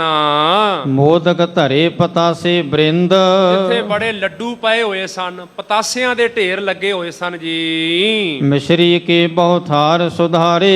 ਉਹਨਾਂ ਨੇ ਉਹ ਲੱਡੂ ਲਏ, ਪਤਾਸੇ ਲਏ, ਮਿਸ਼ਰੀ ਦੇ ਥਾਲ ਬੜੇ ਭਰੇ ਪਏ ਸਨ, ਉਹ ਇਕੱਠੇ ਕੀਤੇ ਹਨ। ਮੇਵਾ ਗਰੀ ਬਦਾਮ ਸ਼ੁਹਾਰੇ। ਫਿਰ ਸੰਗਤ ਜੀ ਉਹਨਾਂ ਵਿੱਚ ਮੇਵੇ ਤੇ ਇਸੇ ਤਰ੍ਹਾਂ ਬਦਾਮ, ਸ਼ੁਹਾਰੇ ਤੇ ਉਹ ਖੋਪੇ ਵਾਲੀ ਗਿਰੀ ਜਿਹੜੀ ਹੈ, ਇਤਿਆਦਿਕ ਸਾਰੇ ਪ੍ਰਸ਼ਾਦ ਇਕੱਠੇ ਕੀਤੇ। ਸਭ ਵਰਤਾਏ ਸਭਾ ਮਝਾਰੇ। ਤੇ ਸੰਗਤ ਵਿੱਚ ਉਹ ਗੁਰਸਿੱਖ ਜਿਹੜੇ ਸੀ ਨਾ ਮੁਖੀ ਮਸੰਦ, ਉਹ ਵਰਤਾਉਣ ਲੱਗ ਪਏ ਹਨ। ਭਰ ਭਰ ਅੰਜਲ ਦੇ ਜਨ ਸਾਰੇ। ਕਵੀ ਜੀ ਕਹਿੰਦੇ ਉਹ ਸੰਗਤਾਂ ਵਿੱਚ ਜਾਂਦੇ ਆ, ਹਜ਼ਾਰਾਂ ਸੰਗਤਾਂ ਬੈਠੀਆਂ ਐ, ਬੁੱਕ ਭਰ ਭਰ ਕੇ ਪ੍ਰਸ਼ਾਦ ਦੇ ਰਹੇ ਹਨ। ਕਿੰਨੇ ਪ੍ਰਸ਼ਾਦ ਮਹਾਰਾਜ ਨੇ ਤਿਆਰ ਕਰਵਾਏ, ਦੇਖੋ ਸਾਰਿਆਂ ਨੂੰ ਬੁੱਕ ਭਰ ਭਰ ਕੇ ਮਿਲ ਰਿਹਾ ਪ੍ਰਸ਼ਾਦ ਜੀ। ਅਦਕ ਭੀੜ ਹੇਰੀ ਗੁਰ ਜਾਬੈ। ਇਸ ਵੇਲੇ ਮਹਾਰਾਜ ਨੇ ਦੇਖਿਆ ਨਾ ਵੀ ਸੰਗਤ ਦੀ ਤਾਂ ਭੀੜ ਬਹੁਤੀ ਜ਼ਿਆਦਾ ਹੈ। ਗਨ ਵਰਤਾਵੇ ਲਾਏ ਸਤਬੈ। ਮਹਾਰਾਜ ਸੱਚੇ ਪਾਤਸ਼ਾਹ ਨੇ ਇੱਕ ਸਿੱਖ ਨੂੰ ਕਿਹਾ, ਭਾਈ ਵਰਤਾਵੇ ਜ਼ਿਆਦੇ ਲਾਓ, ਸਮਾਂ ਬੜਾ ਲੱਗ ਜਾਣਾ, ਸੰਗਤ ਜ਼ਿਆਦੀ ਹੈ ਤੇ ਵਰਤਾਵੇ ਥੋੜੇ ਹੈ। ਮਹਾਰਾਜ ਕਹਿੰਦੇ ਵਰਤਾਵੇ ਹੋਰ ਜ਼ਿਆਦੇ ਲਾ ਦਿਓ ਵੀ ਛੇਤੀ ਹੋ ਜਾਏ, ਸਭ ਨੂੰ ਛੇਤੀ ਪ੍ਰਸ਼ਾਦ ਮਿਲੇ, ਸਭ ਖੁਸ਼ੀਆਂ ਕਰਨ ਜੀ। ਸਭ ਕੋ ਪਹੁੰਚੇ ਕਹਿਓ ਸੁਨਾਈ। ਤੇ ਨਾਲੇ ਮਹਾਰਾਜ ਉੱਚੀ ਆਵਾਜ਼ ਵਿੱਚ ਕਹਿੰਦੇ ਸਾਰਿਆਂ ਕੋਲ ਪ੍ਰਸ਼ਾਦ ਪਹੁੰਚਣਾ ਚਾਹੀਦਾ ਭਾਈ, ਕੋਈ ਰਹਿ ਨਾ ਜਾਵੇ, ਸਭ ਨੂੰ ਪ੍ਰਸ਼ਾਦ ਦਿਓ ਜਿਹੜਾ ਖੁੱਲਾ। ਵਰਤੀ ਤੁਰਤ ਸਮੂਹ ਮਿਠਾਈ। ਤੇ ਫਿਰ ਮਠਿਆਈ ਬੜੇ ਪ੍ਰਕਾਰ ਦੀ ਬਣਾਈ, ਉਹ ਮਠਿਆਈ ਵੀ ਸੰਗਤ ਵਿੱਚ ਸੰਗਤ ਜੀ ਵਰਤਣ ਲੱਗ ਪਈ ਹੈ। ਸਭ ਹੀ ਧੰਨ ਧੰਨ ਗੁਰ ਕਹੈ। ਨਾਲੇ ਉਹ ਸੰਗਤਾਂ ਪ੍ਰਸ਼ਾਦ ਲੈਂਦੀਆਂ ਤੇ ਨਾਲੇ ਸਾਰੇ ਕਹਿੰਦੇ ਧੰਨ ਸ੍ਰੀ ਗੁਰੂ ਅਰਜਨ ਦੇਵ ਮਹਾਰਾਜ, ਧੰਨ ਸ੍ਰੀ ਗੁਰੂ ਅਰਜਨ ਦੇਵ ਮਹਾਰਾਜ, ਬੜੀ ਵਡਿਆਈ ਕਰ ਰਹੇ ਹਨ ਜੀ। ਤੁਮਰੇ ਸਾਮ ਤੁਮ ਹੀ ਪ੍ਰਭ ਆਹੈ। ਧੰਨ ਗੁਰੂ ਅਰਜਨ ਦੇਵ ਪਾਤਸ਼ਾਹ, ਤੁਹਾਡੇ ਬਰਾਬਰ ਕੋਈ ਹੋਰ ਨਹੀਂ, ਤੁਹਾਡੇ ਵਰਗੇ ਤਾਂ ਕੇਵਲ ਤੁਸੀਂ ਹੋ, ਤੁਹਾਡੀ ਮਹਿਮਾ ਤਾਂ ਤੁਸੀਂ ਜਾਣਦੇ ਹੋ। ਭੱਟ ਸਾਹਿਬ ਜੀ ਨੇ ਇੱਕ ਬੜਾ ਕਮਾਲ ਦਾ ਬਚਨ ਕਿਹਾ, ਸੰਗਤ ਜੀ ਸੰਸਾਰ ਤੇ ਬੜੇ ਦੁੱਖ ਨੇ, ਬੜੇ ਸੰਕਟ ਨੇ, ਬੜੀਆਂ ਮੁਸੀਬਤਾਂ ਹੈ, ਜੂਨੀਆਂ ਦੇ ਕਿੰਨੇ ਦੁੱਖ ਹੈ, ਪਰ ਭੱਟ ਸਾਹਿਬ ਕਹਿੰਦੇ ਅਸੀਂ ਵੀ ਇਹਨਾਂ ਦੁੱਖਾਂ ਵਿੱਚ ਵਿਆਪ ਰਹੇ ਸਾਂ, ਪਰ ਉਹਨਾਂ ਚਿਰ ਵਿਆਪਦੇ ਰਹੇ ਜਿੰਨਾ ਚਿਰ ਸਾਨੂੰ ਸਮਝ ਨਹੀਂ ਸੀ, ਜਿੰਨਾ ਚਿਰ ਸਾਡੇ ਮੱਥੇ ਦੇ ਭਾਗ ਨਹੀਂ ਜਾਗੇ। ਕਹਿੰਦੇ ਜਬ ਲੋ ਨਹੀਂ ਭਾਗ ਲਿਲਾਰ ਉਦੈ, ਤਬ ਲੋ ਭਰਮਤੇ ਫਿਰਤੇ ਬਹੁਤਾ ਆਏ। ਕਲ ਘੋਰ ਸਮੁੰਦਰ ਮੈਂ ਬੂਢ ਥੇ, ਕਬੂ ਮਿਟ ਹੈ ਨਹੀਂ ਰੇ ਪਛਤਾਇਓ, ਤਤ ਵਿਚਾਰ ਜੈ ਮਥੁਰਾ, ਜਗ ਤਾਰਨ ਕੋ ਅਵਤਾਰ ਬਣਾਇਓ। ਕਹਿੰਦੇ ਗੁਰੂ ਅਰਜਨ ਦੇਵ ਪਾਤਸ਼ਾਹ ਦਾ ਕੋਈ ਨਾਮ ਹੀ ਲੈ ਲਵੇ ਨਾ ਭਾਵਨਾ ਨਾਲ, ਉਹਨੂੰ ਕੀ ਫਲ ਮਿਲਦਾ ਹੈ? ਜਪਿਓ ਜਿਨ ਅਰਜਨ ਦੇਵ ਗੁਰੂ, ਫਿਰ ਸੰਕਟ ਜੋਨ ਗਰਭ ਨਾ ਆਇਓ। ਇਸ ਕਰਕੇ ਇਹ ਸੰਗਤਾਂ ਵਾਰ-ਵਾਰ ਕਹਿੰਦੀਆਂ ਧੰਨ ਸ਼੍ਰੀ ਗੁਰੂ ਅਰਜਨ ਦੇਵ ਮਹਾਰਾਜ, ਤੁਹਾਡੇ ਵਰਗਾ ਕੋਈ ਹੋਰ ਨਹੀਂ ਹੈ। ਸ਼੍ਰੀ ਅਰਜਨ ਸਭ ਲਾਗ ਉਹ ਦਿਵਾਏ, ਫਿਰ ਜਿਹੜੇ ਲਾਗੀ ਸੀ ਨਾ ਮਹਾਰਾਜ ਸੱਚੇ ਪਾਤਸ਼ਾਹ ਕਹਿੰਦੇ ਇਹਨਾਂ ਨੂੰ ਵੀ ਲਿਆਓ ਭਾਈ, ਸਾਰਿਆਂ ਦੇ ਬਣਦੇ ਲਾਗ ਵੀ ਮਹਾਰਾਜ ਨੇ ਦਿਵਾਏ ਹਨ ਜੀ। ਦਾਨ ਮਾਨ ਦੇ ਕਰ ਹਰ ਖਾਏ, ਬੜਾ ਮਹਾਰਾਜ ਨੇ ਦਾਨ ਕੀਤਾ, ਜਿਹੜੇ ਵਿਚਾਰੇ ਮੰਗਣ ਆਏ ਬੜਾ ਸਾਰਿਆਂ ਦਾ ਸਤਿਕਾਰ ਕੀਤਾ, ਕਈਆਂ ਸਿੱਖਾਂ ਨੂੰ ਸਰੋ ਪਾਉ ਦੀ ਬਖਸ਼ਿਸ਼ ਕੀਤੀ। ਆਨੰਦ ਉਦਤ ਜਨ ਵਧਿਓ ਅਨੰਤ, ਕਵੀ ਜੀ ਕਹਿੰਦੇ ਨੇ ਆਨੰਦ ਰੂਪੀ ਸਮੁੰਦਰ ਜਿਹੜਾ ਨਾ ਬਹੁਤਾ ਹੀ ਜ਼ਿਆਦਾ ਵੱਧ ਗਿਆ ਜੀ। ਸਿੱਖ ਸੰਗਤ ਨਰ ਭੇ ਜਲ ਜੰਤ, ਜਿਵੇਂ ਜਲ ਵਿੱਚ ਰਹਿਣ ਵਾਲੇ ਜੀਵ ਜੰਤੂ ਹੁੰਦੇ, ਸਿੱਖ ਸੰਗਤਾਂ ਤੇ ਇਸ ਆਨੰਦ ਰੂਪੀ ਸਮੁੰਦਰ 'ਚ ਐਵੇਂ ਡੁੱਬ ਗਈਆਂ ਹਨ। ਐਸਾ ਆਨੰਦ ਦਾ ਸਮੁੰਦਰ ਬਣਿਆ ਉੱਥੇ। ਉਦਿਓ ਆਨੰਦ ਚੰਦ ਕੈ ਅਬੈ, ਕਵੀ ਜੀ ਕਹਿੰਦੇ ਜਿਵੇਂ ਆਨੰਦ ਦਾ ਚੰਦਰਮਾ, ਜਿਵੇਂ ਚੰਦਰਮਾ ਚੜ੍ਹਦਾ ਹੈ ਨਾ, ਜਿਸ ਵੇਲੇ ਪੂਰਨ ਤੌਰ ਤੇ ਚੰਦਰਮਾ ਚੜ੍ਹਦਾ ਹੈ ਹਨੇਰੀ ਰਾਤ ਵਿੱਚ, ਕੁਮਦ ਚਕੋਰ ਭਏ ਨਰ ਸਭੈ, ਜਦੋਂ ਚੰਦਰਮਾ ਪੂਰਾ ਚੜ੍ਹਦਾ, ਪ੍ਰਕਾਸ਼ ਚੜ੍ਹਦਾ, ਤੇ ਚਕੋਰ ਜਿਹੜੀ ਹੁੰਦੀ ਇਹਨਾਂ ਨੂੰ ਬੜਾ ਆਨੰਦ ਆਉਂਦਾ। ਚਕੋਰ ਫਿਰ ਇੱਕ ਟੱਕ ਦੇਖਦੀ ਹੈ, ਕਿਉਂਕਿ ਉਹਦਾ ਚੰਦਰਮਾ ਨਾਲ ਬੜਾ ਪਿਆਰ। ਜਿਵੇਂ ਚੰਦਰਮਾ ਚੜ੍ਹਨ ਤੇ ਚਕੋਰ ਖੁਸ਼ ਹੁੰਦੀ, ਆਨੰਦ ਵਿੱਚ ਆ ਜਾਂਦੀ ਨਾ, ਇਵੇਂ ਮਹਾਰਾਜ ਦੇ ਤੇ ਸਾਹਿਬਜ਼ਾਦਾ ਜੀ ਦਰਸ਼ਨ ਕਰ ਕਰਕੇ ਸੰਗਤਾਂ ਆਨੰਦ ਵਿੱਚ ਆ ਰਹੀਆਂ ਹਨ।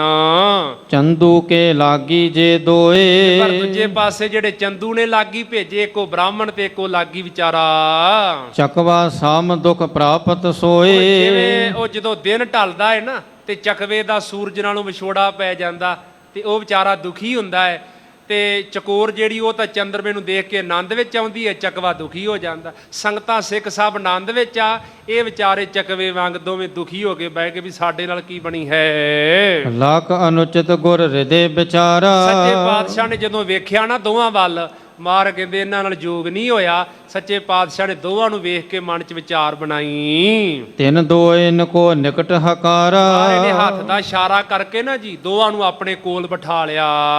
ਸਮੈ ਹਰਖ ਕੋ ਸਭ ਹਰ ਖਾਏ, ਮਾਰ ਕਹਿੰਦੇ ਦੇਖੋ ਭਾਈ ਕਿੱਡਾ ਖੁਸ਼ੀ ਦਾ ਸਮਾਂ ਹੈ, ਤੇ ਸਾਰੀਆਂ ਸਿੱਖ ਸੰਗਤਾਂ ਕਿੰਨੀਆਂ ਖੁਸ਼ ਹੋ ਰਹੀਆਂ ਹਨ।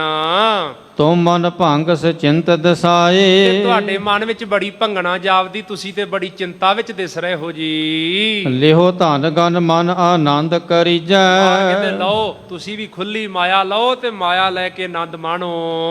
ਚੰਦੂ ਕੋ ਬਿਰਤੰਤ ਕਹਿ ਦੀਜੈ, ਤੇ ਚੰਦੂ ਨੂੰ ਜਾ ਕੇ ਸਾਰਾ ਵਰਤਾਂਤ ਜਿਹੜਾ ਸੁਣਾ ਦਿਓ ਜੀ। ਜੋ ਸੰਜੋਗ ਵਿਧਾਤਾ ਜੋਰੰ, ਮਾਰ ਕਹਿੰਦੇ ਚੰਦੂ ਨੂੰ ਕਹਿ ਦਿਓ ਜੋ ਅਕਾਲ ਪੁਰਖ ਵਾਹਿਗੁਰੂ ਪ੍ਰਮਾਤਮਾ ਸੰਜੋਗ ਜੋੜਦਾ ਹੈ ਨਾ ਜੀ, ਸੋਈ ਹੋਏ ਨਾ ਕਿਸ ਕੋ ਜੋਰੰ, ਕੋਈ ਸੰਜੋਗ ਹੁੰਦਾ ਸੰਗਤ ਜੀ, ਕਿਸੇ ਦਾ ਕੋਈ ਜ਼ੋਰ ਨਹੀਂ ਚੱਲਦਾ। ਆ ਜਿਹੜਾ ਸੰਜੋਗ ਮਜੋਗ ਚੱਲਦਾ ਧੁਰੋਂ ਹੀ ਤਾਂ ਲਿਖਿਆ ਹੋਇਆ ਨਾ, ਸੰਜੋਗ ਮਜੋਗ ਧੁਰੋਂ ਹੀ ਹੁਆ। ਹਰ ਨਾਮੋ ਮੰਤਰ ਦ੍ਰਿੜਾਏਂਦਾ, ਕੱਟੇ ਹਉਮੈ ਰੋਗ, ਨਾਨਕ ਸਤਿਗੁਰ ਤਿੰਨਾ ਮਿਲਾਇਆ, ਜਿਹਨਾਂ ਧੁਰੇ ਪਿਆ ਸੰਜੋਗ। ਕਹੇ ਚੰਦੂ ਨੂੰ ਕਹਿ ਦਿਓ ਭਾਈ ਇਹਦੇ 'ਚ ਕਿਸੇ ਦਾ ਜ਼ੋਰ ਨਹੀਂ ਹੈ, ਜੋ ਰੱਬ ਨੇ ਸੰਜੋਗ ਲਿਖਿਆ ਉਵੇਂ ਹੁੰਦਾ ਹੈ। ਤਿਜਨੇ ਕਹਿਓ ਜੋਗਤਾ ਨਾਹੀ, ਉਸ ਵੇਲੇ ਉਹ ਬ੍ਰਾਹਮਣ ਨੇ ਹੱਥ ਜੋੜ ਕੇ ਕਿਹਾ ਮਹਾਰਾਜਾ ਮਾਇਆ ਲੈਣੀ ਹੁਣ ਸਾਡੇ ਜੋਗ ਨਹੀਂ, ਇਹ ਗੱਲ ਜੋਗ ਨਹੀਂ ਬਣਦੀ ਤੁਹਾਡੇ ਕੋਲੋਂ ਮਾਇਆ ਲਈਏ। ਜੇ ਸਬੰਧ ਤੁਮ ਸੋ ਹੋਏ ਜਾਹੀ, ਜੇ ਤੇ ਚੰਦੂ ਦੀ ਧੀ ਨਾਲ ਸਬੰਧ ਅਸੀਂ ਜਿਹੜਾ ਜੋੜਨ ਆਏ ਸਾਂ ਜੁੜ ਜਾਂਦਾ, ਨਾਤਾ ਹੋ ਜਾਂਦਾ। ਤਉ ਲੈਬੋ ਹਮ ਕੋ ਬਨ ਜਾਏ, ਤੁਸੀਂ ਫਿਰ ਜਿੰਨਾ ਵੀ ਧਨ ਦਿੰਦੇ ਅਸੀਂ ਖੁਸ਼ੀ ਖੁਸ਼ੀ ਲੈ ਲੈਂਦੇ, ਸਾਡਾ ਲੈਣਾ ਬਣਦਾ ਸੀ। ਇਮਨੈ ਲੇਹ ਦੇਹੋ ਸਮਦਾਏ, ਹੁਣ ਸਾਡਾ ਧਨ ਲੈਣਾ ਨਹੀਂ ਬਣਦਾ ਕਿਉਂਕਿ ਅਸੀਂ ਨਾਤਾ ਨਹੀਂ ਜੋੜ ਸਕੇ ਜੀ। ਇਸ ਬਿਦ ਜਥਾ ਜੋਗ ਸਭ ਕੀਨ, ਇਸ ਤਰ੍ਹਾਂ ਜਥਾ ਜੋਗ ਗੁਰੂ ਅਰਜਨ ਦੇਵ ਮਹਾਰਾਜ ਨੇ ਸੰਗਤ ਜੀ ਸਾਰੇ ਕਾਰਜ ਕਰਾ ਦਿੱਤੇ। ਸ਼੍ਰੀ ਅਰਜਨ ਸਤ ਗੁਰੂ ਪਰਬੀਨ, ਕਵੀ ਜੀ ਕਹਿੰਦੇ ਗੁਰੂ ਅਰਜਨ ਦੇਵ ਪਾਤਸ਼ਾਹ ਮਹਾਰਾਜ ਬਹੁਤ ਸਿਆਣੇ ਹਨ ਪਾਤਸ਼ਾਹ। ਸੁਤ ਕੋ ਆਇਸ ਉਠ ਬੇਦਈ, ਫਿਰ ਮਹਾਰਾਜ ਨੇ ਸ੍ਰੀ ਹਰਗੋਬਿੰਦ ਜੀ ਆਪਣਾ ਸਾਹਿਬਜ਼ਾਦੇ ਨੇ ਕਿਹਾ ਉੱਠੋ ਹੁਣ ਤੁਸੀਂ ਉੱਠ ਕੇ ਆਪਣੇ ਆਸਣ ਤੇ ਚਲੇ ਚੱਲੋ ਘਰੇ। ਸਭਾ ਸਰਬ ਨਿਜ ਨਿਜ ਥਲ ਗਈ, ਸਾਰੀਆਂ ਸੰਗਤਾਂ ਵੀ ਆਪੋ ਆਪਣੇ ਘਰਾਂ ਨੂੰ ਆਪੋ ਆਪਣੇ ਟਿਕਾਣਿਆਂ ਨੂੰ ਸੰਗਤ ਜੀ ਚਲੇ ਗਈਆਂ। ਇੱਥੋਂ ਤੱਕ ਸਤਿਗੁਰੂ ਸਾਹਿਬ ਜੀ ਦਾ ਪਾਵਨ ਇਤਿਹਾਸ ਅੱਜ ਆਇਆ ਹੈ। ਸਤਿਗੁਰੂ ਦਾ ਜਸ ਅਗਾਧ ਬੋਧ ਹੈ। ਮੈਂ ਬੜੀ ਤੁੱਛ ਬੁੱਧੀ ਨਾਲ ਬੇਨਤੀ ਕੀਤੀ ਹੈ, ਗੁਰੂ ਗ੍ਰੰਥ ਸਾਹਿਬ ਮਹਾਰਾਜ ਆਪ ਸੰਗਤਾਂ ਬਖਸ਼ਣਹਾਰੋਂ ਬਖਸ਼ ਲੈਣਾ।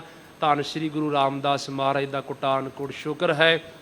ਸ਼੍ਰੀ ਗੁਰੂ ਗ੍ਰੰਥ ਸਾਹਿਬ ਮਹਾਰਾਜ ਦਾ ਪਠਾਨਕੋਟ ਸ਼ੁਕਰ ਸਮੂਹ ਪ੍ਰਬੰਧਕ ਜਾਣਾ, ਸਮੁੱਚੀਆਂ ਸਿੱਖ ਸੰਗਤਾਂ ਦਾ ਬਹੁਤ ਬਹੁਤ ਧੰਨਵਾਦ। ਭੁੱਲਾਂ ਚੁੱਕਾਂ ਦੀ ਮਾਫੀ ਸੰਗਤ ਜੀ। ਫਿਰ ਸਤਿਗੁਰੂ ਸਾਹਿਬ ਦੇ ਕਿਵੇਂ ਅੱਗੇ ਵਿਆਹ ਦੇ ਕਾਰਜ ਖੁਸ਼ੀਆਂ ਹੋਈਆਂ, ਆਉਂਦੇ ਦਿਨਾਂ 'ਚ ਤੁਸੀਂ ਸਰਵਣ ਕਰੋਗੇ। ਆਪਾਂ ਹੀ ਸਿੱਖਿਆ ਲੈਣੀ ਹੈ। ਜੇ ਗੁਰੂ ਦੇ ਦਰ ਤੋਂ ਆਪਾਂ ਕੋਈ ਦਾਤ ਖੁਸ਼ੀ ਲੈਣੀ ਹੈ, ਇੱਥੇ ਜਿਹੜਾ ਨਿਮਰਤਾ ਨਾਲ ਨੀਵਾਂ ਹੋ ਕੇ ਆਏਗਾ, ਗੁਰੂ ਉਹਨਾਂ ਦੀਆਂ ਝੋਲੀਆਂ ਭਰਦੇ ਹੈ। ਹੰਕਾਰੀ ਨੂੰ ਸੰਗਤ ਜੀ ਗੁਰੂ ਦੇ ਘਰ ਵਿੱਚ ਕੋਈ ਥਾਂ ਨਹੀਂ, ਨਾ ਰੱਬ ਦੇ ਘਰ ਨਾ ਗੁਰੂ ਦੇ ਘਰ। ਕਦੇ ਵਾਸਤੇ ਵੀ ਸੇਵਾ ਕਰਦੇ ਆ, ਸਿਮਰਨ ਕਰਦੇ ਆ, ਕੋਈ ਰੱਤੀ ਮਾਤਰ ਆਪੇ ਮਨ ਵਿੱਚ ਹਉਮੈ ਹੰਕਾਰ ਨਹੀਂ ਲਿਆਉਣਾ। ਆਓ ਅਖੀਰਲੀਆਂ ਪੰਕਤੀਆਂ ਪੜ੍ਹ ਕੇ ਸਮਾਪਤੀ ਹੈ ਜੀ। ਇਸ ਬਿਦ ਜਥਾ ਜੋਗ ਸਭ ਕੀਨ, ਸ਼੍ਰੀ ਅਰਜਨ ਸਤ ਗੁਰੂ ਪਰਬੀਨ। ਸੁਤ ਕੋ ਆਇਸ ਉਠ ਬੇਦਈ, ਸਭਾ ਸਰਬ ਨਿਜ ਨਿਜ ਥਲ ਗਈ।